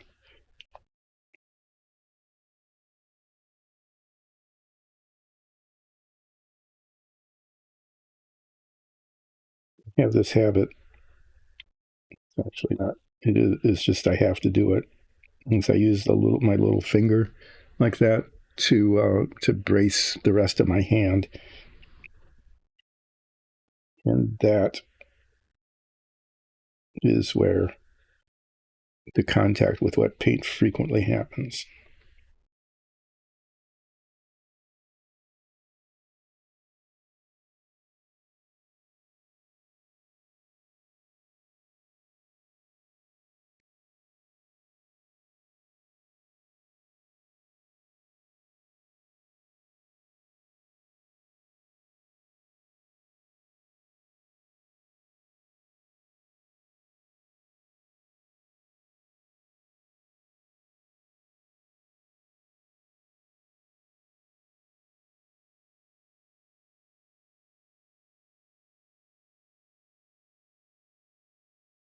Okay. It definitely looks better with the dark green on. No, did you? Oh my, oh my. That was incredible. I was using the brush to point out how it was going, and I just, wow, that was just really amazing. And I slammed it into the surface of where it shouldn't have been.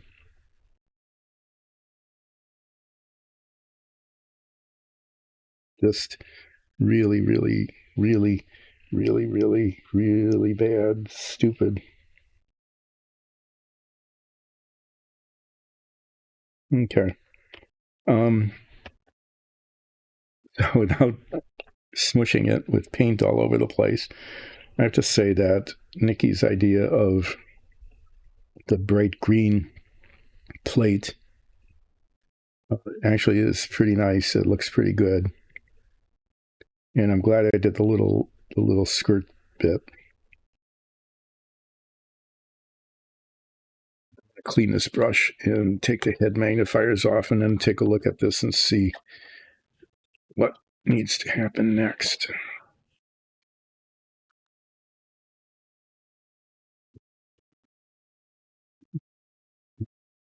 Sorry, just needed to do that. It's kind of tempting. I'm not sure though.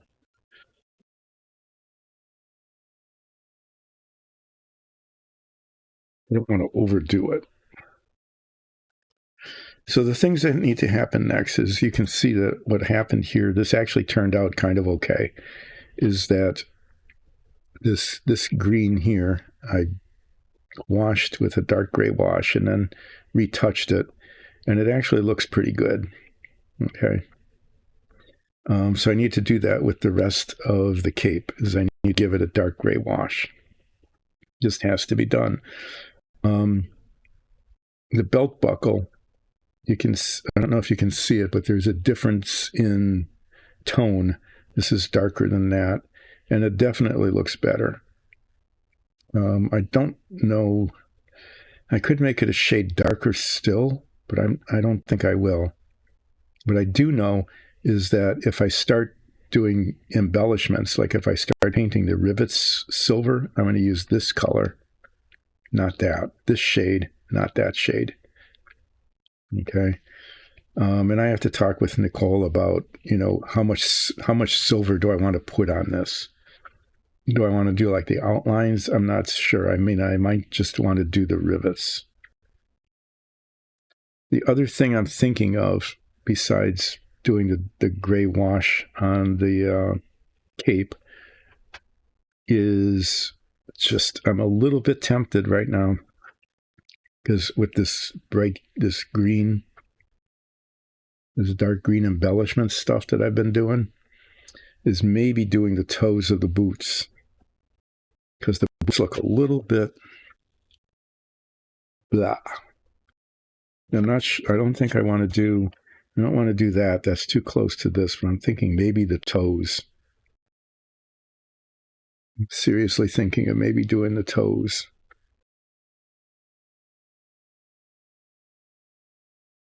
To give a little like weight to it. Just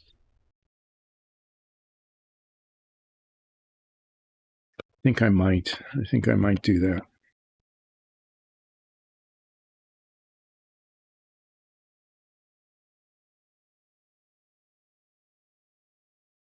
Okay. Many. Oh, hi, who? Oh, thanks for dropping in. Yeah, so you're going to play today. I thought it was today that Haroon was going to give her gift and letter to the character who's leaving and a new character is coming in.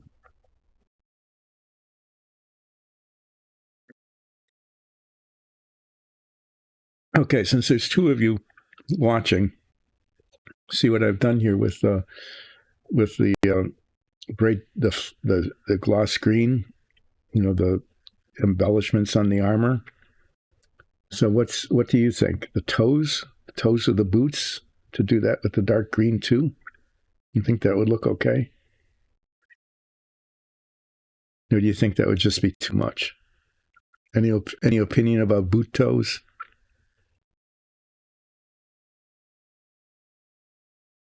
No? Okay. Well, if you can. Yeah. Who says boots? Okay, I think I'll do that, but let's do a flip. It's not the flip bucket. Here's the flip bucket. I'm going to do this one. This just says I think that's what it says on it.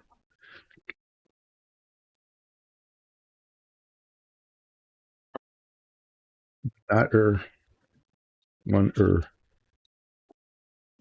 two, three, 3-2, 4-2. Blank wins over whatever that is. Okay. I am.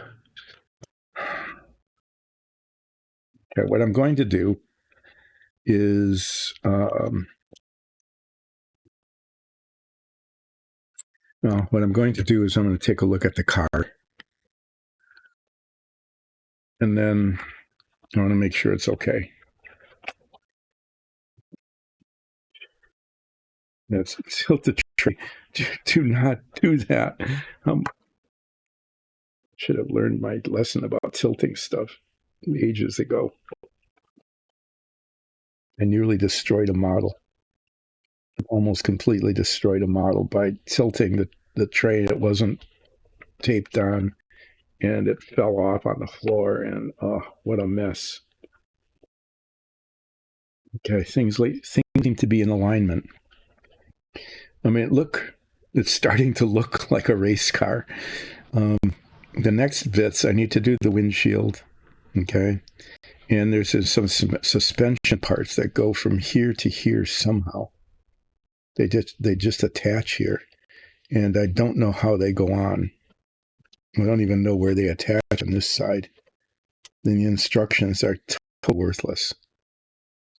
So I'm gonna have to play with that when I get back from my trip. But right now, this car, other than a couple of little bits that need to go on, put this back in the parts box. I need to check to see where the decals go. The suspension parts, I can actually, I'll pull one out just to see what I'm dealing with. the suspension parts somehow or other. I'm not sure how. I'm really not sure how.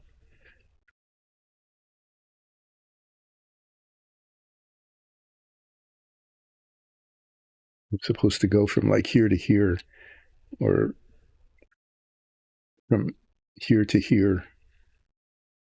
Okay, that one I think goes under in here.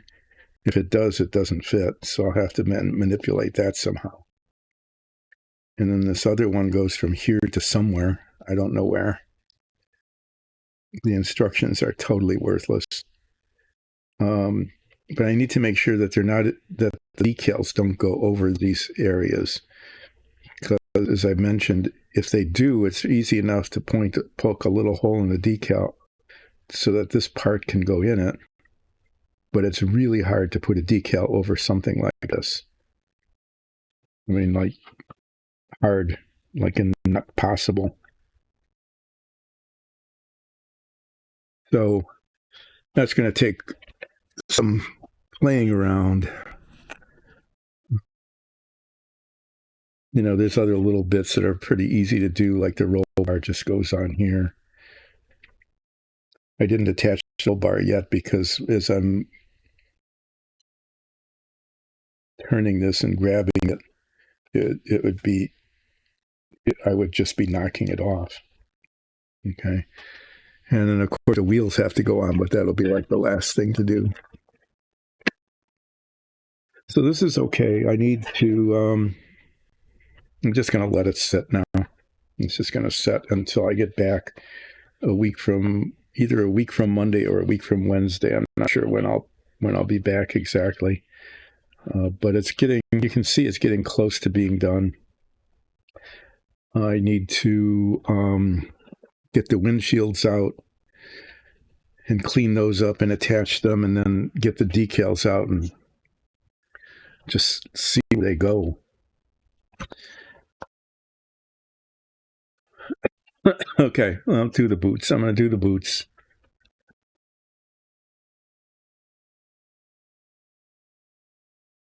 And then I might just go and put the dark wash. I think I can get the dark wash on the cape without making a disaster here at the end of the stream.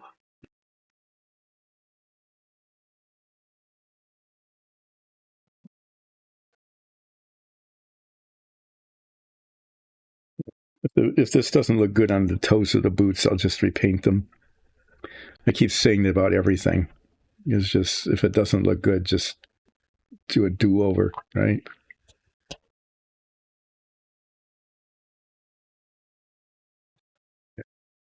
Grab it in the wet paint, please. That's the important thing.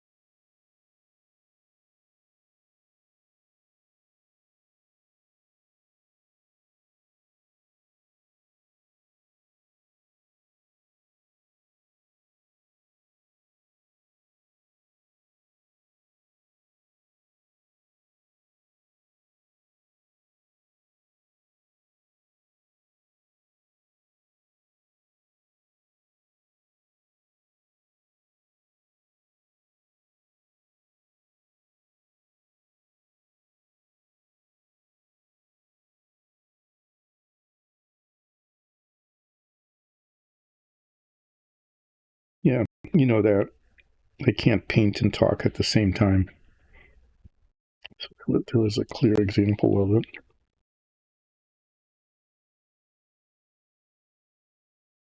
Well, one thing about the toe of the boots is that, down at the bottom here, I don't have to be careful because it's just going to be where the base color goes later. And then I'll get painted so I can just get green glossy paint all over the bottom here.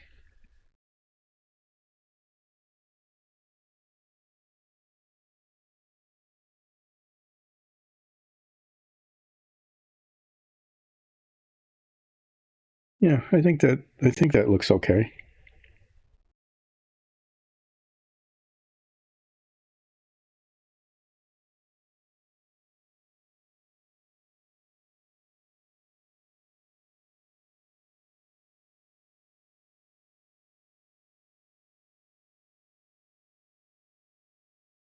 To get a lot of this green glossy paint on it to make sure it covers and kind of fills in the little ridges from the printing.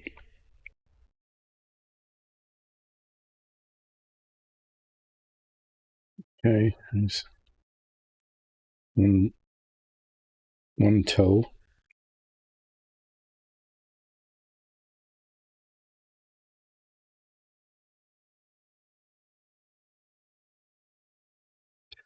I did not realize how much that sword is going to be in the way there.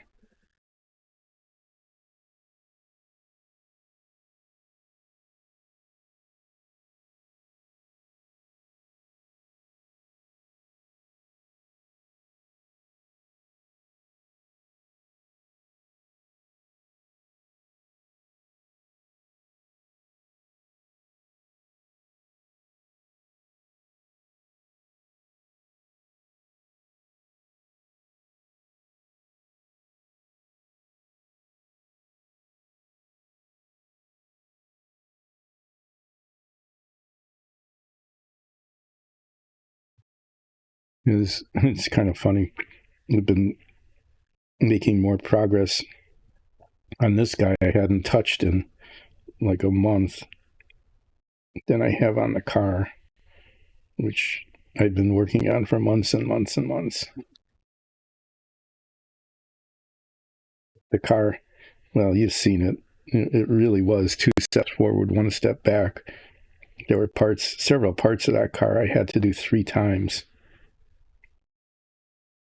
because they just got messed up. Whatever I was doing didn't work. So just, like a whole week's worth of work, more than once, a whole week's worth of work had to be redone because it just didn't turn out.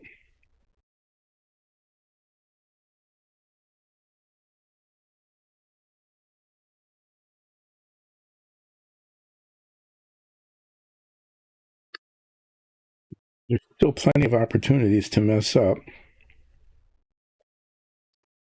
Downside is the opportunities to mess up become more difficult to fix because the decals come next, and messing up the decals is really messing up. So when I was young, when it came to putting the decals on, that was just like, oh, we celebrate, everything's done. Just soak them in the water, slap them on, they would stick. But with this car, the location of the decal is just really critical, and the one that has all the advertising decals on it is a decal of decals, basically. It's huge, and it's going to be really quite difficult to apply. I'm just expecting it to be quite difficult to apply. Grab it by its head there.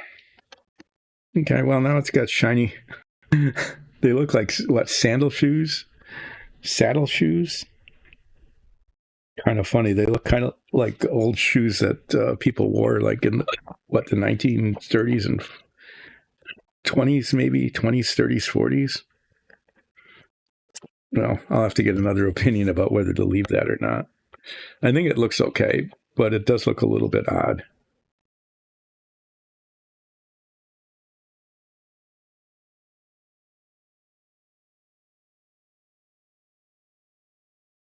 I'm going to give this brush a wash with some isopropyl alcohol just to clean it. And then I don't need to be wearing these while I'm cleaning a brush. Just going to remind everybody I'm going to be gone Wednesday and Friday for sure. I do not know yet if I'll be back on Monday. I mean, I should be back home by Monday, but I don't know if I will be able to stream on Monday or not. So I'll definitely be back a week from Wednesday and resuming work on the car. Hopefully getting that finished sooner than later. I think am I gone that Friday too? Wednesday is the week. Yeah, I'm just gone a fair amount of time between now and Labor Day. Those are trips that have been planned.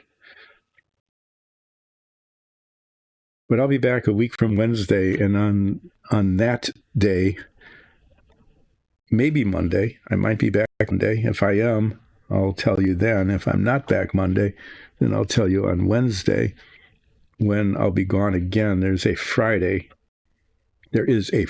somewhere in after I get back from this trip, during which I am going to be gone again. And I don't remember if it's the Friday I get back or if it's the next week. I think it's right away then. Okay. I'm going to put the wash on. Okay. Just tell you what I'm doing. See here how it's dark and then lighter. As I put dark gray wash on this color and then brushed over it to bring back, some of the texture. And the same thing is going to happen back here, except on a much larger scale because there's so much more of it. That's the thought. That's the idea.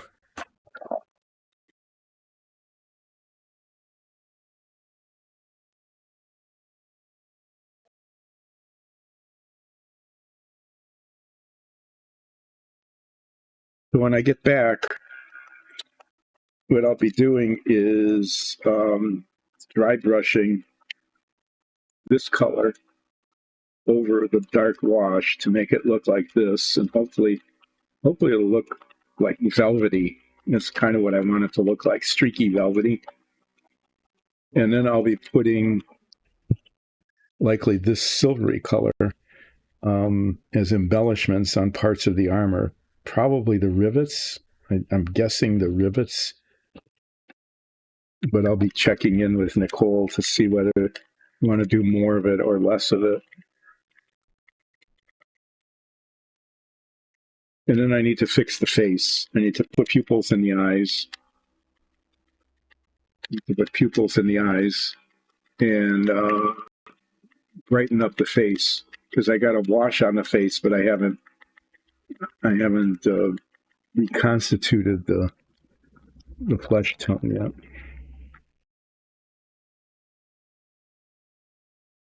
So there'll be stuff to do. And then on the car, the next steps are to get the windshields, the clear parts, ready, and then get the decals out and check to see where the decals go, so that I can decide whether to put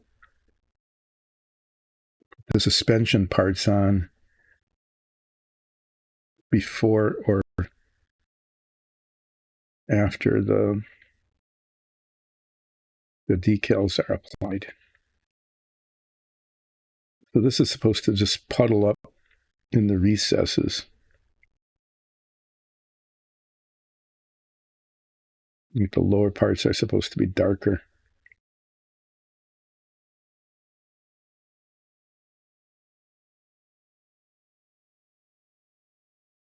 I've been told, don't worry about it being too dark, because you can always just repaint the lighter color over it.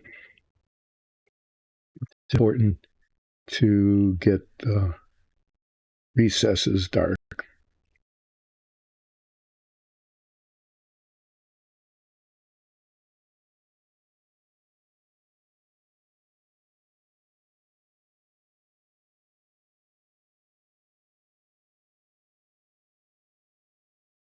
Why it's called a wash, right?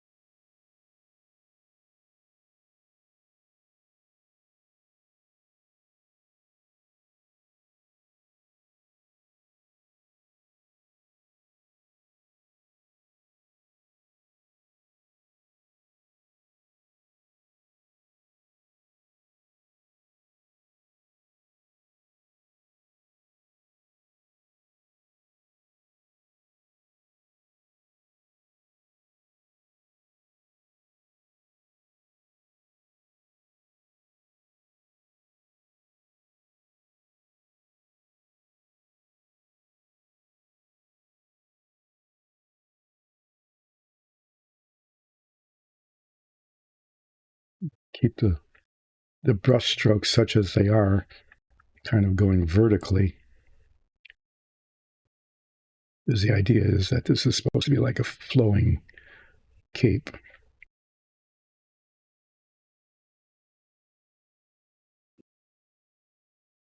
This is all looking pretty ugly. And again, that's, I guess it's supposed to.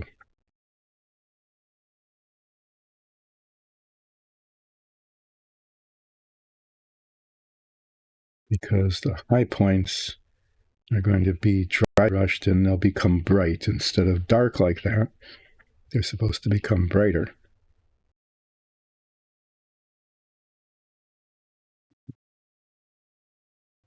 See when the time comes how that works.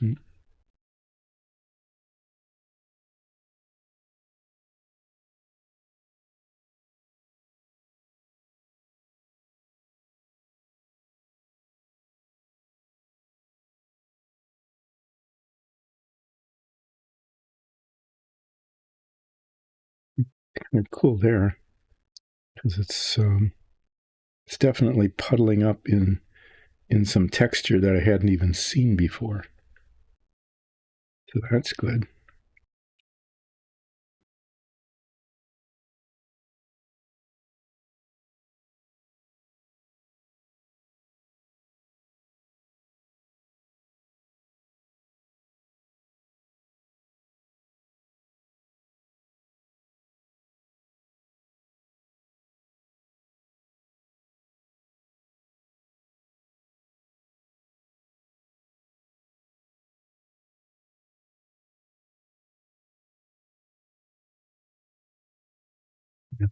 Not really clear.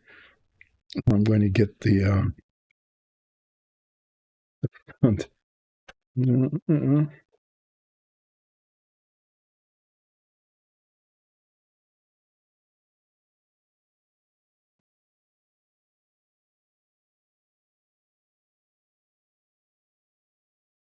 I've got it puddled where I want it puddled, but this is the other side.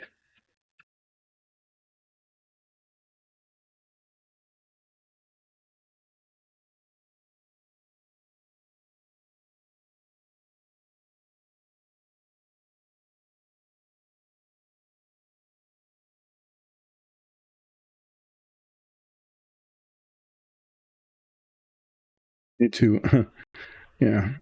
Well, so what I need to do here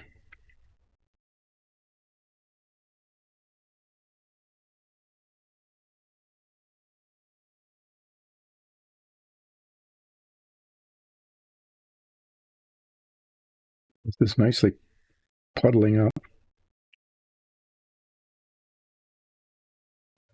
puddle up, is get it to set like this.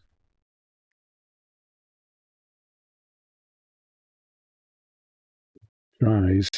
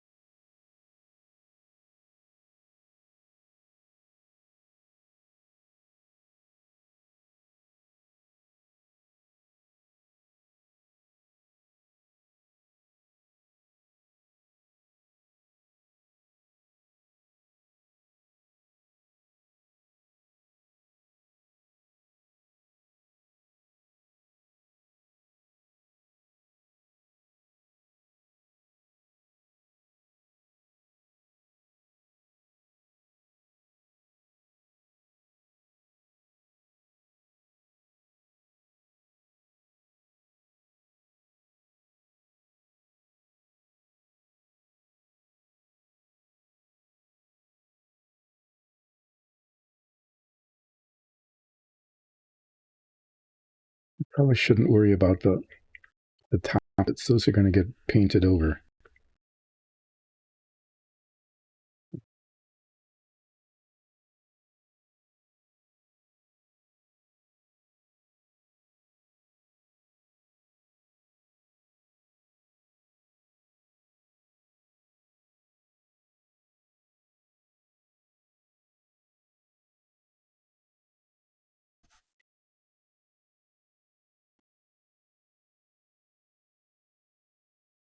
What I want is for it to set like this, which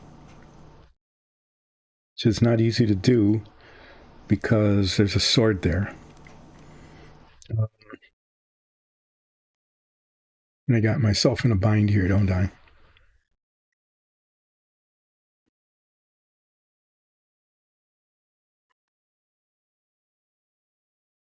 Be right back. I need to find a box to set this on.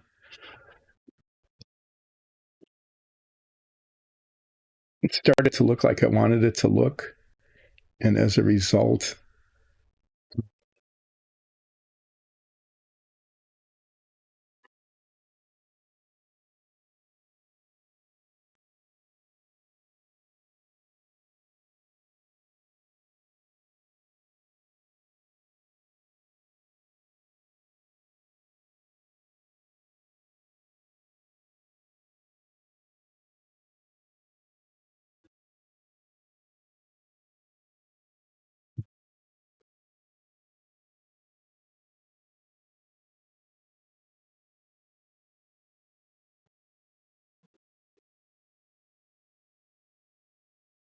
here's the box.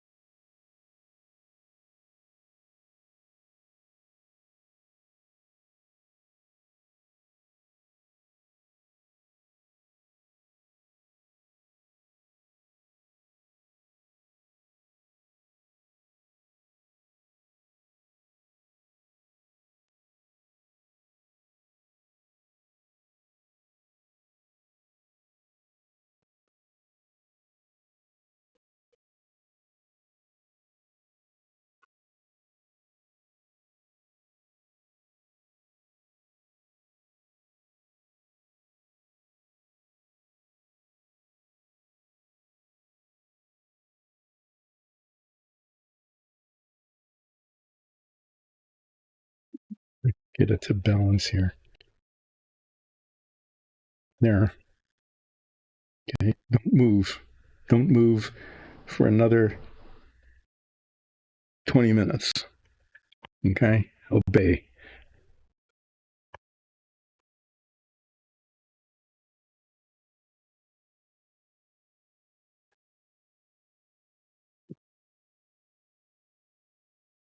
Isn't quite what I expected to have happen, but it is what happened. So there. So there it is.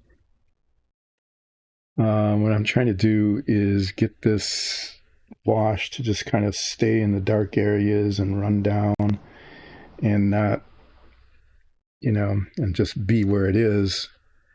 And so we'll see how that goes.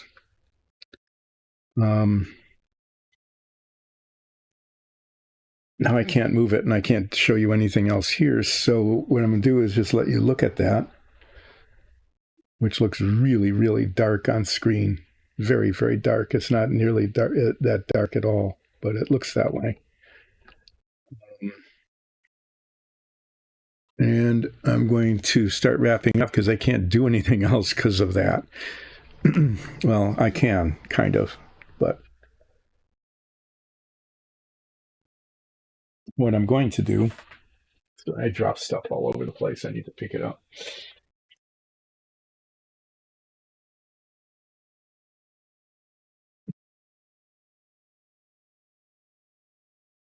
It was in this box. Okay, are the last bits. These are the last bits of the of the car that you haven't seen yet. Got the windshield. And I think, yeah.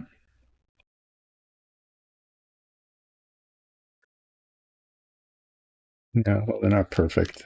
They're just, they're not bad. I mean, they're not bad, but they're just plastic. And it's going to look like it's going to look.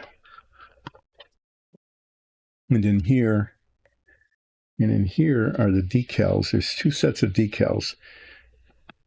These are the decals that came with the car, with the model. Okay. And you've got this is supposedly the stripe that should have gone on the nose, but it says Lotus powered by Ford. Lotus powered by Ford. That is not the way that that the car was. It doesn't say Lotus powered by Ford at all. It's got a little logo that goes right here. And these are the sponsorship decals that go on the side, and they're not correct either. These stripes, well, I painted this on instead of using the decal. So when I bought the kit, along with the kit came an aftermarket decal set.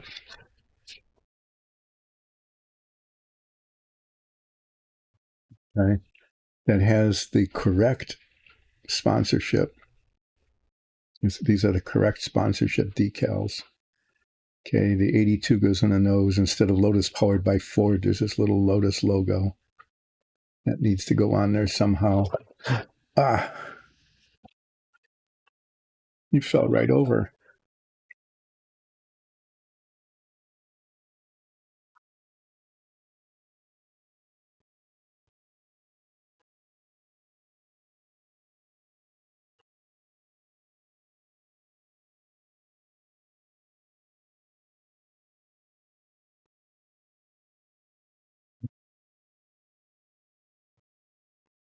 There. It may be far enough along that I don't have to worry about it anymore. So these aftermarket, I don't know if you can see the difference, but these sponsorship decals, it says Lotus powered by Ford across the top. That is not on. Those are the 1964 decals. Those are the 64 sponsorship decals. This is the 1965 sponsorship decals. The important part is that little cat there, that cat there. Okay, but they're very long. And this is why I'm concerned about them interfering with those suspension parts. Like if this goes on the side of the car, the suspension parts might be attaching like here and here, which would be like right in the middle of it all. And I need to check to see where these go first. And then these go in the nose of the car, right up near the nose. So they're really quite different from these, as you can see.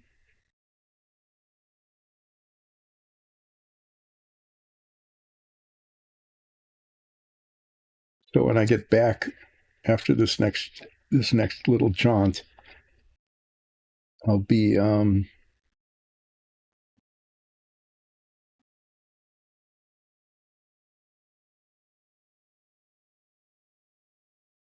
assuming this is one solid decal and not a whole set of little ones. I can't tell what the edges of the decals are.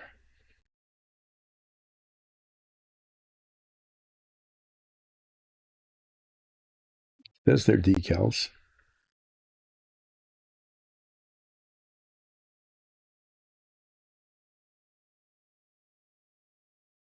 It's the whole thing. I don't know. I think this whole thing is just a decal sheet, and they have to be cut out really close to the edges. Whereas this, if you look at it from the side, if you get the angle right, you can see where the edges of the decals are. Well, that'll be a challenge. I'll probably put the clear parts on before I put the decals on. I might skip the roll bar until later because that's something that'll just keep getting knocked.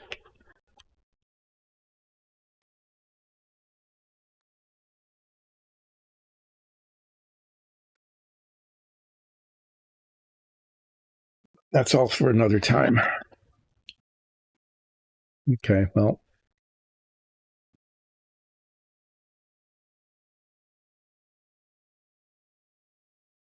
Put some more of this just in the depths of the creases.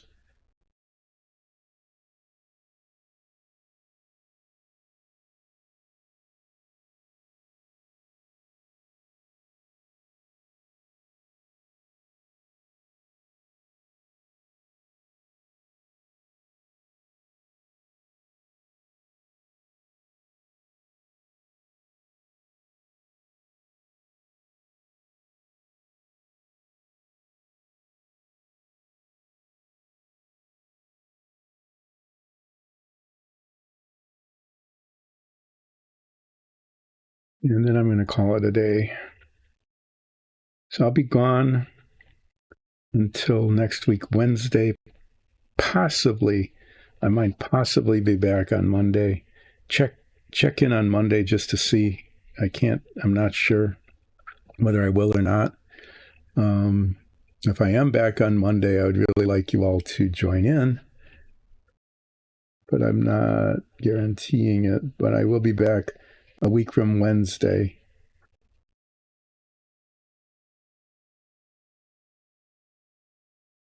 And I'll be making more progress on this guy who doesn't need this box anymore. And very slow and hopefully steady progress on the Lotus-Ford. So the thing I'll be doing with this guy is dry brushing the original color of the cape over it so it looks more like this. So it brightens it up again a little bit.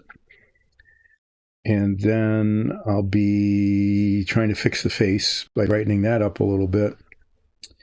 And then deciding, I think the rivets, I'm not sure, but I'll have to check with Nicole to see if the rivets should be painted this sort of darker silver color. And if so, whether the rivets on the parts that are dark should be painted that or just these like these. I don't want to overdo it. What's going on there?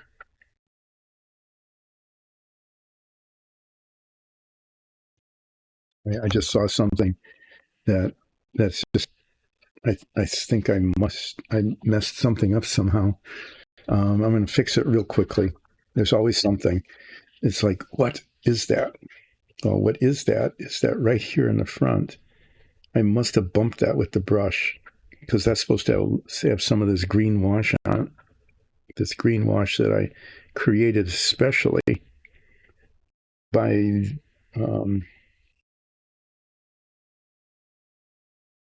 thinning out the that green color.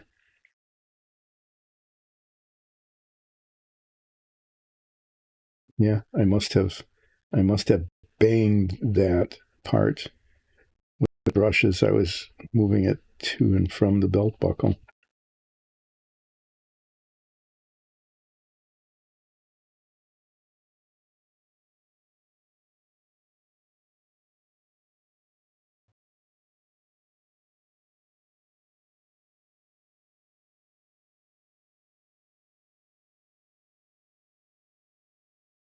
As I do this, where else I'm going to find really interesting little blobs of paint that came onto it from this.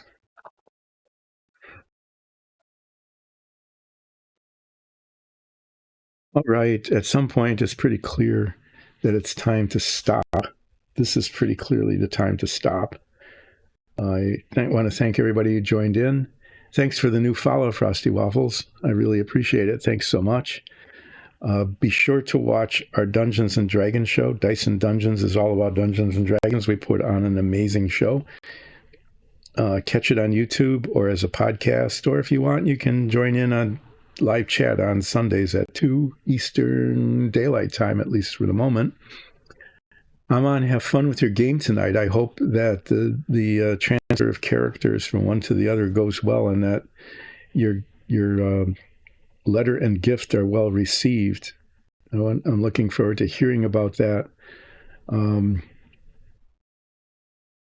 next week, Wednesday.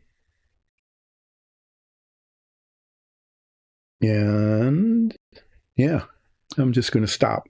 Well, I'm going to keep rambling on a little bit, and then I'll eventually stop.